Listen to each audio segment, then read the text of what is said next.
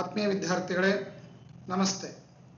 ನಾನು ಶ್ರೀಸಲ್ ಬಿರಾದಾರ್, ಗೌರವ ನಿರ್ದೇಶಕರು, creative study circle, banking academy, Vijayapura.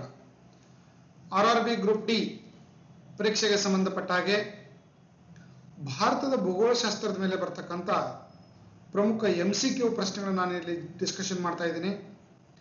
RRB group D 2016, 18, NTPC 2019 ಅಲ್ಲಿ ಕೇಳಿರ್ತಕ್ಕಂಥ ಪ್ರಶ್ನೆಗಳನ್ನು ನಾವಿಲ್ಲಿ ಡಿಸ್ಕಷನ್ ಮಾಡ್ತಾ ಇರೋದ್ರಿಂದ ಈ ಒಂದು MCQ ಪ್ರಶ್ನೆಗಳು ಮುಂಬರ್ತಕ್ಕಂಥ ಎಲ್ಲ ಸ್ಪರ್ಧಾತ್ಮಕ ಪರೀಕ್ಷೆಗಳಿಗೆ ಅತ್ಯಂತ ಮಹತ್ವಪೂರ್ಣವಾಗಿರ್ತಕ್ಕಂಥ ಪ್ರಶ್ನೆಗಳಾಗಿರ್ತವೆ. ಕೇಂದ್ರ ಸರ್ಕಾರದ RRB ಗ್ರೂಪ್ ಡಿ ಆಗಿರ್ಬೋದು, NTPC ಆಗಿರ್ಬೋದು, SSC, CGL ಮತ್ತು CHSL ಆಗಿರ್ಬೋದು, ಕರ್ನಾಟಕದ ಯಾವುದೇ ಸ್ಪರ್ಧಾತ್ಮಕ ಪರೀಕ್ಷೆಗಳಾಗಿರ್ಬೋದು ಮತ್ತು ಡಿಫೆನ್ಸ್ಗೆ ಸಂಬಂಧಪಟ್ಟಿರ್ತಕ್ಕಂಥ ಯಾವುದೇ ಸ್ಪರ್ಧಾತ್ಮಕ ಪರೀಕ್ಷೆಗಳಿಗೆ ಅತಿ ಮಹತ್ವಪೂರ್ಣವಾಗಿರ್ತಕ್ಕಂಥ ಭಾರತದ ಭೂಗೋಳದ MCQ ಪ್ರಶ್ನೆಗಳ ಭಾಗ 3 ಕುರಿತು ನಾನು ಇಲ್ಲಿ ಇವತ್ತು ನಿಮಗೆ ಚರ್ಚೆ ಮಾಡ್ತಾ ಇದ್ದೀನಿ. ಸೊ ಇಂದು ಚರ್ಚೆ ಮಾಡ್ತಕ್ಕಂಥ ಈ ಒಂದು MCQಗಳಲ್ಲಿ ಅಗತ್ಯವಾಗಿರ್ತಕ್ಕಂಥ ವಿವರಣೆಗಳೊಂದಿಗೆ ಒಂದು ಮಾಹಿತಿ ನಾನು ಕೊಡ್ತಾ ಹೋಗ್ತೀನಿ. ಸಾಧ್ಯ ಆದರೆ ನಿಮ್ಮ ನೋಟ್ಬುಕ್ ಅಲ್ಲಿ ಆ ಒಂದು ಪಾಯಿಂಟ್ಸ್ ಅನ್ನು ನೋಟ್ ಮಾಡ್ತಾ ಹೋಗಿ. ಇಲ್ಲಿ ನಾನು ಕೊಡ್ತಕ್ಕಂಥ ಒಂದು ಅಡಿಷನಲ್ ಇನ್ಫಾರ್ಮೇಶನ್ಗಳು ಎಲ್ಲ ಸ್ಪರ್ಧಾತ್ಮಕ ಪರೀಕ್ಷೆಗಳಿಗೂ ಬಹಳಷ್ಟು ಮಹತ್ವಪೂರ್ಣವಾಗಿರ್ತವೆ. ಸೊ ಹಾಗಾಗಿ ನೀವು ಯಾವುದೇ ಸ್ಪರ್ಧಾತ್ಮಕ ಪರೀಕ್ಷೆಗೆ ತರಬೇತಿ ನಡೆಸಿದ್ರೂ ಸಹ ಇಲ್ಲಿ ಕೊಡ್ತಕ್ಕಂಥ ಮಾಹಿತಿ ಬಹಳಷ್ಟು ನಿಮಗೆ ಯೂಸ್ಫುಲ್ ಆಗಿರ್ತದೆ. Creative study circle banking academy ಪ್ರತಿ ತಿಂಗಳ 5th and 25th bank PO, SSC ಮತ್ತು ರೈಲ್ವೆ ಬ್ಯಾಚ್ಗಳು ಸ್ಟಾರ್ಟ್ ಆಗ್ತಾ ಇರ್ತಿರ್ತವೆ. ಆನ್ಲೈನ್ ಎಕ್ಸಾಮ್ ಲ್ಯಾಬ್ ಇದೆ, group discussion, mobile application, library, live video classes, printed free ನೋಟ್ಸ್ಗಳು ಕೊಡ್ತಾ ಇದ್ದೀವಿ. ಒನ್ ಟೈಮ್ ಅಡ್ಮಿಷನ್ ಮಾಡಿದರೆ ನೀವು ಅಪಾಯಿಂಟ್ ಆಗುವವರೆಗೇನು ತರಬೇತಿಯನ್ನು ಪಡಿಬಹುದು. ಬ್ಯಾಂಕ್, SSC ಮತ್ತು ರೈಲ್ವೆ ನೇಮಕಾತಿಗೆ ತರಬೇತಿ ನೀಡತಕ್ಕಂಥ ಕರ್ನಾಟಕದ ಏಕೈಕ ತರಬೇತಿ ಸಂಸ್ಥೆ ಇದು. ಬಿಜಾಪುರದಷ್ಟೇ ಅಲ್ಲ, ಕರ್ನಾಟಕದಲ್ಲೇ ರೈಲ್ವೆ, SSC ಮತ್ತು ಬ್ಯಾಂಕಿಂಗ್ ತರಬೇತಿಗೆ ಮಾತ್ರ ಮೀಸಲಾಗಿರ್ತಕ್ಕಂಥ ಸಂಸ್ಥೆ ಇದಾಗಿದೆ. ಸೊ ಈಗಾಗಲೇ ನನ್ನ ಒಂದು ಮೆಂಟಲ್ ಎಬಿಲಿಟಿ ಬುಕ್ ನೀವೆಲ್ಲ ಯೂಸ್ ಮಾಡ್ತಿರ್ಬೋದು. ಇದು 726 ಪೇಜ್ ಇದೆ, 625 ಇದ್ರದ್ದು ರೇಟ್ ಇದೆ. ವಿಶೇಷ ಡಿಸ್ಕೌಂಟ್ ಅಲ್ಲಿ 530 ರೂಪೀಸ್ಗೆ ನಾವು ಇದನ್ನ ಕಳಿಸ್ತಾ ಇದ್ದೀವಿ. ಪ್ರತಿಯೊಂದು ಅಧ್ಯಾಯದ ಮೇಲೆ QR ಕೋಡ್ ಇದೆ. 100% ಸಿಲೆಬಸ್ ಅನ್ನು ಒಳಗೊಂಡಿರ್ತಕ್ಕಂಥ ಪುಸ್ತಕ ಇದೆ. ಎಲ್ಲ ಒಂದು ಎಕ್ಸಾಮ್ಗಳಿಗೆ ಯೂಸ್ಫುಲ್ ಆಗಿರ್ತಕ್ಕಂಥ ಪುಸ್ತಕ ಇದೆ. KS syllabus 2020 KS prelims question paper ಸಹ ಇದರಲ್ಲಿ ಡಿಸ್ಕಷನ್ ಮಾಡಿದ್ದೀವಿ. ಮೆಂಟಲ್ ಎಬಿಲಿಟಿ ಪ್ರಶ್ನೆಗಳನ್ನ IAS ಆಗಿರ್ಬೋದು, KS, police, PSI, railway, SSC, banking ಹಾಗೂ ಇತರ ಯಾವುದೇ ಸ್ಪರ್ಧಾತ್ಮಕ ಪರೀಕ್ಷೆಗಳಿಗೆ ಕನ್ನಡದಲ್ಲಿರ್ತಕ್ಕಂಥ ಏಕೈಕ ಮೆಂಟಲ್ ಎಬಿಲಿಟಿ ಭಗವದ್ಗೀತೆ ಅಂತ ನಾವು ಇದನ್ನು ಕರಿತೀವಿ. ಅಷ್ಟು ಯೂಸ್ಫುಲ್ ಆಗಿರ್ತಕ್ಕಂಥ ಕಂಪ್ಲೀಟ್ ಸಿಲೆಬಸ್ ಅನ್ನು ಒಳಗೊಂಡಿರ್ತಕ್ಕಂಥ ಎಲ್ಲ ಡಿಫಿಕಲ್ಟಿ ಈಸಿಯಿಂದ ಹೈಯೆಸ್ಟ್ ಟಫ್ ವರೆಗೆ ಬರುವಂಥ ಕ್ವಶನ್ಗಳನ್ನು ಇದರಲ್ಲಿ ಡಿಸ್ಕಷನ್ ಮಾಡಿದ್ದೀವಿ. ಡಿಫಿಕಲ್ಟಿ ಲೆವೆಲ್ ಅಲ್ಲಿ ಇದನ್ನು ಡಿಸ್ಕಷನ್ ಮಾಡಿದ್ದೀವಿ. ಆಲ್ಮೋಸ್ಟ್ ಎಲ್ಲ ಕರ್ನಾಟಕದ ಪ್ರಮುಖ ಬುಕ್ ಸ್ಟಾಲ್ಗಳಲ್ಲಿ 2 ಬುಕ್ಗಳು ಲಭ್ಯ ಇದಾವೆ.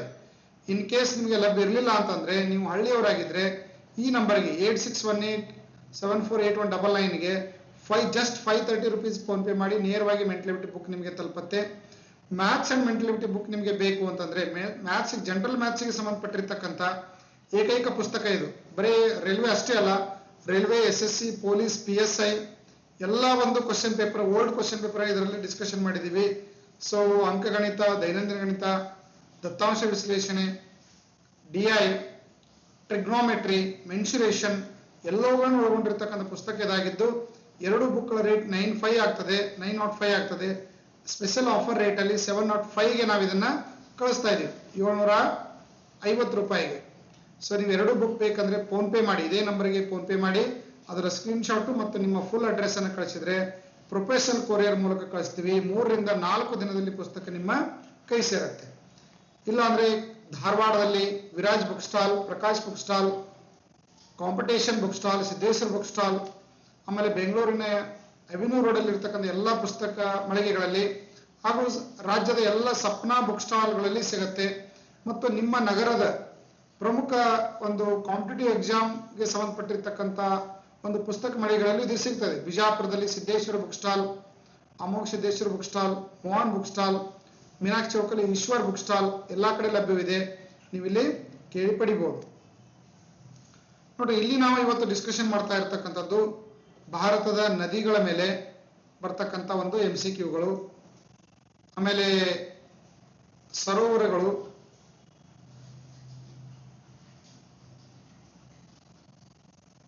ಹಾಗೂ ಗ್ಲೇಸಿಯರ್ಗಳಿಗೆ ಸಂಬಂಧಪಟ್ಟಿರ್ತಕ್ಕಂಥ ಒಂದು ಕರೆಂಟ್ ಅಫೇರ್ಸ್ ಅನ್ನ ಜಾಗ್ರಫಿ ಕ್ವಶನ್ಗಳನ್ನ ಇಲ್ಲಿ ಡಿಸ್ಕಷನ್ ಮಾಡ್ತಾ ಇದ್ದೀನಿ. Amindivi and Minicoy are parts of which Indian union territory? Amindivi ಮತ್ತು ಮಿನಿಕಾಯ್ ಯಾವ ಒಂದು ಕೇಂದ್ರಾಡಳಿತ ಪ್ರದೇಶದ ಭಾಗಗಳಾಗಿವೆ ಅಂತ ಕೇಳಿದ್ದಾರೆ. ಅಮಿನ್ ದೀವ್ ಮತ್ತು ಮಿನಿಕಾಯ್ ಎರಡು ಏನಂದ್ರೆ ಲಕ್ಷದ್ವೀಪದಲ್ಲಿ ಬರ್ತಕ್ಕಂಥ ಒಂದು ದ್ವೀಪಗಳು. ಈ ಕಡೆ ಬರ್ತವೆ ಲಕ್ಷದ್ವೀಪಗಳಂತ ಬರ್ತಾ ಇಲ್ಲ ಅರಬ್ಬಿ ಸಮುದ್ರದಲ್ಲಿ. ಈ ಲಕ್ಷದ್ವೀಪಗಳಲ್ಲಿ ಬರ್ತಕ್ಕಂಥ ಒಂದು ಎರಡು ಪ್ರಮುಖ ದ್ವೀಪಗಳು ಯಾವ್ದಂದ್ರೆ ಅಮಿನ್ ದೀವ್ ಮತ್ತು ಮಿನಿಕಾಯ್ ದ್ವೀಪಗಳು. ಈ ಮಿನಿಕಾಯ್ ದ್ವೀಪನೇ ಅತಿ ದೊಡ್ಡದಾಗಿರ್ತಕ್ಕಂಥ ದ್ವೀಪ. ಲಕ್ಷದ್ವೀಪಗಳಲ್ಲಿ ಒಟ್ಟು 43 ದ್ವೀಪಗಳದಾವ.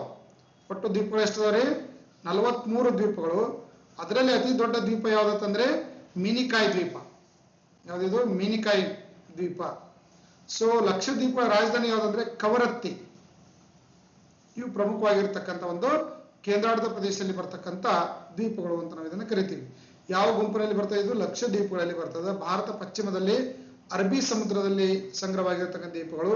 ಈ ದ್ವೀಪಗಳು ಹವಳದ ದ್ವೀಪಗಳು ಅಂತ ಕರಿತೀವಿ. ಇದಕ್ಕೆ ಕೋರಲ್ ಐಲ್ಯಾಂಡ್ಸ್. ನೋಡಿ ಇವೆಲ್ಲ ಪಾಯಿಂಟ್ಸ್ ಅನ್ನು ಬರ್ಕೊಡ್ರಿ ನೀವು. ಹವಳದ ದ್ವೀಪಗಳು. ಹವಳದ ದ್ವೀಪಗಳು ಅಂದ್ರೆ ಸಮುದ್ರದ ಜೀವಿಗಳು ಏನು ಸತ್ತು ಬಿದ್ದಿರ್ತಕ್ಕಂಥ ಕಪ್ಪೆ ಚಿಪ್ಪು, ಸಿಂಪಿ ಇವುಗಳ ಒಂದು ಸಂಗ್ರಹದಿಂದ ರಚನೆ ಆಗಿರ್ತಕ್ಕಂಥ ದ್ವೀಪ ಯಾವುದು? ಲಕ್ಷದ್ವೀಪ. ಅದೇ ಅಂಡಮಾನ್ ನಿಕೋಬಾರ್ ದ್ವೀಪಗಳು ಏನಂದ್ರೆ ಜ್ವಾಲಾಮುಖಿಯಿಂದ ರಚನೆ ಆಗಿರ್ತಕ್ಕಂಥ ದ್ವೀಪಗಳು. ಲಕ್ಷದ್ವೀಪಗಳು ಹವಳದ ದ್ವೀಪಗಳು ಅಥವಾ ಸಮುದ್ರದ ಜೀವಿಗಳ ಒಂದು ಅವಶೇಷಗಳಿಂದ ರಚನೆ ಆಗಿರ್ತಕ್ಕಂಥ ದ್ವೀಪಗಳು ಅಂತ ನಾವು ಇದನ್ನ ಕರಿಬಹುದು. ನೋಡ್ರಿ, ಇವತ್ತು ನಾವು ಡಿಸ್ಕಷನ್ ಮಾಡ್ತಾ ಇರತಕ್ಕಂಥದ್ದು ಭಾರತದ ಮರುಭೂಮಿಗಳು, ನದಿಗಳು ಹಾಗೂ ಸರೋವರಗಳು. ಇದಕ್ಕೆ ಸಂಬಂಧಪಟ್ಟಿರ್ತಕ್ಕಂಥ MCQಗಳು ಈಗಾಗಲೇ RRB ಬೇರೆ ಬೇರೆ ಒಂದು ಶಿಫ್ಟ್ ಅಲ್ಲಿ ನಡೆದಿರ್ತಕ್ಕಂಥ MCQ ಪ್ರಶ್ನೆಗಳನ್ನ ಅಲ್ಲಿ ಡಿಸ್ಕಷನ್ ಮಾಡ್ತಾ ಇದ್ದೀನಿ. ಅದಕ್ಕೆ ಸಂಬಂಧಪಟ್ಟಿರ್ತಕ್ಕಂಥ ಡಿಟೇಲ್ ಮಾಹಿತಿಯನ್ನು ಕೊಡ್ತಾ ಇದ್ದೀನಿ. ಈಗಾಗಲೇ ಇದರ ಮೇಲೆ ನಾನು ಭಾರತ ನದಿಗಳು ಸರೋವರಗಳಿಗೆ ಸಂಬಂಧಪಟ್ಟಾಗೆ ಜಾಗ್ರಫಿ ವಿಡಿಯೋಗಳನ್ನ ಮಾಡಿದ್ದೀನಿ. ಭಾರತ ನದಿ ವ್ಯವಸ್ಥೆ ಅಂತೇಳಿ ನೀವು ಅಲ್ಲಿ ನೋಡಿ ಡಿಟೇಲ್ ಆದ ವಿಡಿಯೋ ಪಾಠವನ್ನು ನೀವು ಅಲ್ಲಿ ಕೇಳಬಹುದು. ಇದಾದ ನಂತರ ಈ MCQ ಪ್ರಶ್ನೆಗಳಿಗೆ ನೀವು ಉತ್ತರಿಸಬಹುದು. Desert. Which state of India has large part of the desert? ಭಾರತದ ಯಾವ ರಾಜ್ಯ ಅತಿ ಹೆಚ್ಚು ಒಂದು ಮರುಭೂಮಿ ಪ್ರದೇಶವನ್ನು ಹೊಂದಿದೆ ಅಂತ ಕೇಳಿದ್ದಾರೆ. ಗುಜರಾತ್, ಹರಿಯಾಣ, ಪಂಜಾಬ್, ರಾಜಸ್ಥಾನ್. ಭಾರತದ ವಾಯುವ್ಯ ಭಾಗದಲ್ಲಿ ಇರತಕ್ಕಂತ ಒಂದು ಮರುಭೂಮಿ ಅಂದ್ರೆ ಥಾರ್ ಮರುಭೂಮಿ. ಥಾರ್ ಮರುಭೂಮಿ ಯಾವ ರಾಜ್ಯದಲ್ಲಿದೆ? ರಾಜಸ್ಥಾನದಲ್ಲಿದೆ. ಅತಿ ಹೆಚ್ಚು ಭಾಗ ಇರೋದೇ ಎಲ್ಲಿತ್ತಂದ್ರೆ ರಾಜಸ್ಥಾನದಲ್ಲಿ. ಜೊತೆಗೆ ಈ ಥಾರ್ ಮರುಭೂಮಿ ಭಾರತ ಮತ್ತು ಪಾಕಿಸ್ತಾನದ ಎರಡೂ ಭಾಗದಲ್ಲಿ ಹಂಚಿಕೆಯಾಗಿರ್ತಕ್ಕಂಥ ಒಂದು ಮರುಭೂಮಿ ಅಂತ ಕರಿತೀವಿ. ನೋಡ್ರಿ, ಇಲ್ಲಿ ರಾಜಸ್ಥಾನ್, ಹರಿಯಾಣ, ಪಂಜಾಬ್, ಗುಜರಾತ್ ಸ್ವಲ್ಪ ಭಾಗ, ಈ ಕಡೆ ಮತ್ತೆ ಸಿಂಧ್ ಮತ್ತು ಪೂರ್ವ ಪಾಕಿಸ್ತಾನ, ಪೂರ್ವ ಪಂಜಾಬ್ ಅಂತ, ಪಶ್ಚಿಮ ಪಂಜಾಬ್ ಅಂತ ಕರಿತೀವಿ ಇದಕ್ಕೆ. ಅಥವಾ ಈ ಪಶ್ಚಿಮ ಪಂಜಾಬ್ ಪ್ರದೇಶ ಮತ್ತು ಪಾಕಿಸ್ತಾನದ ಭಾಗ, ಪಾಕಿಸ್ತಾನದ ಸಿಂಧ್ ಭಾಗ, ಗುಜರಾತಿನ ಸ್ವಲ್ಪ ಭಾಗ, ಹರಿಯಾಣದ ಸ್ವಲ್ಪ ಭಾಗ, ಪಂಜಾಬ್ ಸ್ವಲ್ಪ ಭಾಗ, ರಾಜಸ್ಥಾನದ ಅತಿ ಹೆಚ್ಚಿನ ಭಾಗ ಭಾರತದ ವಾಯುವ್ಯ ಭಾಗದಲ್ಲಿ ಬರ್ತಕ್ಕಂಥ ಒಂದು ಮರುಭೂಮಿ ಅಂತ ಕರಿತೀವಿ. ಇದು ಭಾರತದ ಅತಿ ದೊಡ್ಡದಾಗಿರ್ತಕ್ಕಂಥ ಮರುಭೂಮಿ. ಇದನ್ನ ನಾವೇನ್ ಕರಿಬಹುದು? ಥಾರ್ ಮರುಭೂಮಿ ಅಂತ ಕರಿತೀವಿ. ಹೈಯೆಸ್ಟ್ ಇರೋದೆಲ್ಲಿ ಅಂದ್ರೆ ರಾಜಸ್ಥಾನದಲ್ಲಿ. Which of the following is the largest desert in India? ನೋಡ್ರಿ, ಭಾರತದಲ್ಲಿ ಅತಿ ದೊಡ್ಡದಾಗಿರ್ತಕ್ಕಂಥ ಒಂದು ಮರುಭೂಮಿ ಯಾವ್ದಂದ್ರೆ ಥಾರ್ ಮರುಭೂಮಿ. ಯಾವ ಮರುಭೂಮಿ? ಥಾರ್ ಮರುಭೂಮಿ. The Thar desert is located in which state? ನೋಡ್ರಿ, ಆಲ್ರೆಡಿ ಇದೇ ಕ್ವಶನ್ಗಳು ರಿಪೀಟ್ ಆಗ್ತಿರ್ತವೆ ಇಲ್ಲಿ RRB ಗ್ರೂಪ್ ಡಿಗೆ. ಒಂದು ಕ್ವಶನ್ ಕೇಳಿದ್ರಂದ್ರೆ, ಈಗ ಥಾರ್ ಮರುಭೂಮಿ ಕೇಳಿದ್ರಂತ ಇಟ್ಕೊಡ್ರಿ. ಥಾರ್ ಮರುಭೂಮಿ ರಿಲೇಟೆಡ್ ಒಂದು 5-6 ಕ್ವಶನ್ಗಳನ್ನ ಕ್ವಶನ್ ಬ್ಯಾಂಕ್ ಒಂದು ಇದರಲ್ಲಿ ಹಾಕಿರ್ತಾರೆ, ಬಂಚಲ್ಲಿ ಹಾಕಿರ್ತಾರೆ. ಸಾಫ್ಟ್ವೇರ್ ಏನ್ ಮಾಡ್ತದೆ, ಈ ಬಂಚಿಂದ ಒಂದು ಕ್ವಶನ್ ಸೆಲೆಕ್ಟ್ ಮಾಡ್ರಿ ಅಂತಂದ್ರೆ ಸೊ ಯಾವ್ದಾದ್ರು ಒಂದು ಕ್ವಶನ್ ಅನ್ನ ಸೆಲೆಕ್ಟ್ ಮಾಡ್ತದೆ. ಪ್ರತಿ ಶಿಫ್ಟಿಗೂ ಇದ್ರ ಮೇಲೆ ಒಂದು ಕ್ವಶನ್ ಸೆಲೆಕ್ಟ್ ಮಾಡಂದಾಗ ಈ ಬಂಚಲ್ಲಿ ಇರ್ತಕ್ಕಂಥ ಕ್ವಶನ್ಗಳೇ ಇಲ್ಲಿ ಬರ್ತಿರ್ತಾವೆ. ಸೊ ಹಾಗಾಗಿ ಯಾವುದೇ ನೀವು ಆನ್ಲೈನ್ ಎಕ್ಸಾಮ್ ತೆಗೆದುಕೊಡ್ರಿ, ಎಲ್ಲ ಅದೇ ತರ ಇರ್ತದೆ. ಆಲ್ರೆಡಿ ಕ್ವಶನ್ ಬ್ಯಾಂಕ್ ಮೊದಲೇ ರೆಡಿ ಇರ್ತದೆ. ಸಾಫ್ಟ್ವೇರ್ ಯಾವ ಒಂದು ಗ್ರೂಪ್ ಇಂದ ಕ್ವಶನ್ಗಳನ್ನ ಸೆಲೆಕ್ಟ್ ಮಾಡ್ಬೇಕಂತ ಹೇಳ್ತಾರಲ್ಲ, ಆ ಶಿಫ್ಟ್ ಇಂದ ಕ್ವಶನ್ ಸೆಲೆಕ್ಟ್ ಆಗ್ತದೆ. ಆ ಬಂಚಲ್ಲಿ ಇರುವಂತ ಟೋಟಲ್ ಕ್ವಶನ್ಗಳು ಎಷ್ಟು ಅದಾವಲ್ಲ ಅದ್ರೊಳಗಿಂದ ರಿಪೀಟ್ ಆಗ್ಲಾರಂಗ್ ಕ್ವಶನ್ಗಳನ್ನ ತೆಗೆದುಕೊಳ್ತಿರ್ತದೆ. ಸೊ ಒಂದೇ ಕ್ವಶನ್ ಅನ್ನ ಎಷ್ಟು ತರ ಕೇಳಿದಾರೆ ನೋಡ್ರಿ. ಸೊ ಆನ್ಸರ್ ನಮ್ದು Rajasthan. One of the world largest brackish desert Rann of Kutch in which Indian state? Rann of Kutch ಅಥವಾ ಕಚ್ ಮರುಭೂಮಿ ಯಾವ ಒಂದು ರಾಜ್ಯದಲ್ಲಿ ಕಂಡು ಬರ್ತದೆ? ಯಾವ ಮರುಭೂಮಿ ಯಾವ ರಾಜ್ಯದಲ್ಲಿ ಕಂಡು ಬರ್ತದೆ? ರನ್ ಆಫ್ ಕಚ್ ಗುಜರಾತ್ ನಲ್ಲಿ ಕಂಡು ಬರ್ತದೆ. ಇಲ್ಲಿ ನಿಮಗೆ ಮ್ಯಾಪ್ ಅಲ್ಲಿ ತೋರಿಸ್ತೀನಿ ನೋಡಿ. ರನ್ ಆಫ್ ಕಚ್ ಇರೋದಿಲ್ಲ ಅಂತಂದ್ರೆ ಗುಜರಾತ್ ನಲ್ಲಿ. ಇದಕ್ಕೆ ಇನ್ನೊಂದು ಹೆಸರು ಏನಂದ್ರೆ ಬಿಳಿ ಮರುಭೂಮಿ ಅಂತೂ ಕರೀತಾರೆ. ಇದಕ್ಕೆ ವೈಟ್ ಡೆಸರ್ಟ್ ಅಂತೂ ಕರೀತಾರೆ. ಯಾಕಂದ್ರೆ ಅತಿ ಹೆಚ್ಚು ಉಪ್ಪು ತಯಾರಾಗೋದಿಲ್ಲ ಅಂತಂದ್ರೆ ಈ ಕಚ್ ಮರುಭೂಮಿಯಲ್ಲಿ. ಇದಕ್ಕೆ ನಾವು ರನ್ ಆಫ್ ಕಚ್ ಅಂತ ಕರಿತೀವಿ. ಇದು ಗುಜರಾತ್ ನಲ್ಲಿ ಕಂಡು ಬರ್ತಕ್ಕಂಥ ಒಂದು ಮರುಭೂಮಿ ಅಂತ ನಾವು ಇದನ್ನ ಕರಿತೀವಿ. So largest brackish desert Rann of Kutch ಕಂಡು ಬರುವ ರಾಜ್ಯ ಯಾವುದು ಅಂತಂದ್ರೆ ಗುಜರಾತ್. ಇಲ್ಲಿ ಕ್ವಶನ್ಗಳು ಇಂಗ್ಲಿಷಲ್ಲೇ ನಮಗೆ ಮಟೀರಿಯಲ್ಗಳು ಲಭ್ಯ ಇರೋದ್ರಿಂದ ಇಂಗ್ಲಿಷಲ್ಲಿ ನಾನು ಕೊಟ್ಟಿರ್ತೀನಿ. ನೀವು ಅದನ್ನ ಕನ್ನಡ ಮೀಡಿಯಂದೆಲ್ಲ ಕಂಪ್ಲೀಟ್ ಎಕ್ಸ್ಪ್ಲೇನ್ ಮಾಡ್ತೀನಿ, ನೀವು ಅದನ್ನ ನೋಟ್ ಮಾಡ್ತಾ ಹೋಗಿ ಅಷ್ಟೇ. Which of the following state does not have the Thar desert? ಯಾವ ರಾಜ್ಯದಲ್ಲಿ ಥಾರ್ ಮರುಭೂಮಿ ಇಲ್ಲ? ಒಂದು ಗುಜರಾತ್, ಹಿಮಾಚಲ್ ಪ್ರದೇಶ್, ಹರಿಯಾಣ ಮತ್ತು ಪಂಜಾಬ್. ನೋಡಿ ಆಲ್ರೆಡಿ ನಾವು ಹಿಂದೆ ಡಿಸ್ಕಷನ್ ಮಾಡಿದ್ವಿ. ಗುಜರಾತ್ ಅಲ್ಲಿನೂ ಸ್ವಲ್ಪ ಭಾಗ ಇದೆ, ಹರಿಯಾಣದಲ್ಲಿ ಸ್ವಲ್ಪ ಭಾಗ ಇದೆ, ಪಂಜಾಬ್ದಲ್ಲಿ ಸ್ವಲ್ಪ ಭಾಗ ಇದೆ, ರಾಜಸ್ಥಾನದಲ್ಲಿ ಹೆಚ್ಚಿನ ಭಾಗ ಇದೆ. ಹಿಮಾಚಲ್ ಪ್ರದೇಶ್ ಭಾರತದ ಪೂರ್ವ ಭಾಗದಲ್ಲಿ ಬರ್ತಕ್ಕಂಥ ಒಂದು ರಾಜ್ಯ ಇದೆ. ಸಾರಿ, ಇಲ್ಲಿ ಯಾವುದೋ ಜಮ್ಮು ಕಾಶ್ಮೀರ ಬರ್ತದಲ್ಲ, ಅಲ್ಲಿ ಬರ್ತಕ್ಕಂಥ ಒಂದು ರಾಜ್ಯ ಯಾವುದಂದ್ರೆ ಹಿಮಾಚಲ್ ಪ್ರದೇಶ್. ಸೊ ಹಾಗಾಗಿ ನಮಗೆ ಇಲ್ಲಿ ಹಿಮಾಚಲ್ ಪ್ರದೇಶದಲ್ಲಿ ಥಾರ್ ಮರುಭೂಮಿ ಕಂಡು ಬರೋದಿಲ್ಲ. ಇಲ್ಲಿದೆ ನೋಡಿ, ಇಲ್ಲಿ ಹಿಮಾಚಲ್ ಪ್ರದೇಶ ಬರ್ತದೆ. ಸೊ ಹಾಗಾಗಿ ಥಾರ್ ಮರುಭೂಮಿ ಹಿಮಾಚಲ್ ಪ್ರದೇಶದಲ್ಲಿ ಕಂಡು ಬರೋದಿಲ್ಲ ಅಂತ ನಾವಿಲ್ಲಿ ಹೇಳ್ಬೋದು. In with white desert is located in which of the following state of India? ನೋಡ್ರಿ, ಬಿಳಿ ಮರುಭೂಮಿ ಯಾವ ರಾಜ್ಯದಲ್ಲಿ ಕಂಡು ಬರ್ತಾ ಇದೆ ಅಂತ ಕೇಳಿದ್ದಾರೆ. ಆಲ್ರೆಡಿ ನಾನು ಡಿಸ್ಕಷನ್ ಮಾಡಿದ್ದೀನಿ. ಯಾವ ರಾಜ್ಯದಲ್ಲಿ ಬಿಳಿ ಮರುಭೂಮಿ ಕಂಡು ಬರ್ತದ್ರಿ? ಮರುಭೂಮಿ ಅಂದ್ರೆ ನಮಗೆಲ್ಲ ಥಾರ್ ಡೆಸರ್ಟ್ ಒಂದೇ ಗೊತ್ತಿರ್ತದೆ. ಸೊ ಇದು ಎಲ್ಲಿ ಕಂಡು ಬರ್ತದೆ ಅಂದ್ರೆ ಗುಜರಾತ್ ಅಲ್ಲಿ ಕಂಡು ಬರ್ತದೆ. ಗುಜರಾತಿನ ಕಚ್ ಮರುಭೂಮಿಯನ್ನ ರನ್ ಆಫ್ ಕಚ್ ಅಂತ ಕರೀತಾರೆ, ಅಂದ್ರೆ ಬಿಳಿ ಮರುಭೂಮಿ ಅಂತಲೂ ಕರೀತಾರೆ, ಅಥವಾ ವೈಟ್ ಡೆಸರ್ಟ್ ಅಂತಲೂ ಇದನ್ನ ಕರೆಯಲಾಗ್ತಾ ಇದೆ. ಇಷ್ಟು ನಿಮಗೆ ಗೊತ್ತಿದ್ರೆ ಸಾಕು. ನೋಡಿ, ಬಿಳಿ ಮರುಭೂಮಿ ಅಂತ ನಾವು ಇದನ್ನ ರನ್ ಆಫ್ ಕಚ್ ಅನ್ನ ನಾವಿಲ್ಲಿ ಕರಿತೀವಿ. ಇನ್ನು ಭಾರತದಲ್ಲಿ ಇರ್ತಕ್ಕಂಥ ಪ್ರಮುಖ ಸರೋವರಗಳು ಮತ್ತು ಜಲಪಾತಗಳ ಮೇಲೆ ಕೆಲವೊಂದು ಕ್ವಶನ್ಗಳನ್ನ ನಾವಿಲ್ಲಿ ಕೇಳ್ತಾ ಇದ್ದೀವಿ. ಸೊ ನೀವು ಇಲ್ಲೇನ್ ಮಾಡ್ಬೇಕು, ಭಾರತದಲ್ಲಿ ಕಂಡು ಬರ್ತಕ್ಕಂಥ ಒಟ್ಟು ಸರೋವರಗಳು ಯಾವ್ಯಾವು ಅದನ್ನೆಲ್ಲ ನೋಡ್ಬೇಕು. ನಾನು ಇಲ್ಲಿ ಮ್ಯಾಪ್ ಅಲ್ಲಿ ತೋರಿಸ್ತೀನಿ ನಿಮಗೆ. ಒಟ್ಟು ಸರೋವರಗಳು ಫಿಕ್ಸ್ ಇದ್ರ ಮ್ಯಾಗ ಒಂದು ಕ್ವಶನ್ ಇರ್ತದೆ. ಒಟ್ಟು ಜಲಪಾತಗಳು, ಭಾರತದಲ್ಲಿ ವಿವಿಧ ನದಿಗಳಿಂದ ಉಂಟಾಗಿರ್ತಕ್ಕಂಥ ವಿವಿಧ ರಾಜ್ಯಗಳಲ್ಲಿ ಇರ್ತಕ್ಕಂಥ ಜಲಪಾತಗಳನ್ನ ನೀವು ಇಲ್ಲಿ ಪಟ್ಟಿ ಮಾಡಿ ಓದ್ಬೇಕಾಗ್ತದೆ. ಅದ್ರ ಮೇಲೆ ಯಾವ ತರ ಕ್ವಶನ್ಗಳು ಬರ್ತವೆ ಇಲ್ಲಿ ನೋಡೋಣ. ನೀವು which Indian water fall has 4 different springs named Raja, Rani, Roarer, rocket? ಯಾವೊಂದು ಜಲಪಾತದ 4 ಜಲಧಾರೆಗಳಿಗೆ ರಾಜಾ, ರಾಣಿ, ರೋರರ್, ರಾಕೆಟ್ ಅಂತ ಹೆಸರು ನೀಡಲಾಗಿದೆ? ಯಾವ ಜಲಪಾತ ರೀ? ಅದು ಕರ್ನಾಟಕದಲ್ಲಿನೇ ಐತಿ. ದೂದ್ ಸಾಗರ, ಅರ್ತಿಪಿಲ್ಲೆ, ಹಿರ್ನಿ, ಜೋಗ್. ಯಾವ ಜಲಪಾತ ಇದು? ಜೋಗ್ ಜಲಪಾತ, ಅಥವಾ ಇದಕ್ಕೆ ಇನ್ನೊಂದು ಹೆಸರು ಗೇರು ಸೊಪ್ಪೆ ಜಲಪಾತ ಅಂತ ಕರಿತೀವಿ. ಯಾವ ರಾಜ್ಯದಲ್ಲಿ ಬರ್ತದೆ ಇದು? ಶಿವಮೊಗ್ಗ ಜಿಲ್ಲೆ. ಯಾವ ರಾಜ್ಯದಲ್ಲಿ? ಶಿವಮೊಗ್ಗ ಜಿಲ್ಲೆ ತೀರ್ಥಹಳ್ಳಿ ತಾಲೂಕಿನಲ್ಲಿ ಬರ್ತಕ್ಕಂಥ ಪ್ರಮುಖವಾಗಿರ್ತಕ್ಕಂಥ ಒಂದು ಜಲಪಾತ ಅಂತ ನಾವು ಇದನ್ನ ಕರಿತೀವಿ. ಸೊ ಇದು 253 ಮೀಟರ್ ಎತ್ತರವಾಗಿರ್ತಕ್ಕಂಥ ಒಂದು ಜಲಪಾತ. ನೋಡಿ, ರಾಜಾ, ರಾಣಿ, ರೋರರ್ ಮತ್ತು ರಾಕೆಟ್ 4 ಹೆಸರಿನಿಂದ ಇದನ್ನು ಕರೆಯಲಾಗ್ತದೆ. ಇದಕ್ಕೆ ಇನ್ನೊಂದು ಹೆಸರು ಗೇರು ಸೊಪ್ಪೆ ಜಲಪಾತ ಅಂತ ಕರೀತಾರೆ. ಭಾರತದಲ್ಲಿ ಅತಿ ಎತ್ತರವಾಗಿರ್ತಕ್ಕಂಥ ಒಂದು ಜಲಪಾತ ಅಂತ ನಾವು ಇದನ್ನ ಕರಿತೀವಿ. ಹೇಳ್ರಿ, ರಾಜಾ, ರಾಣಿ, ರೋರರ್, ರಾಕೆಟ್.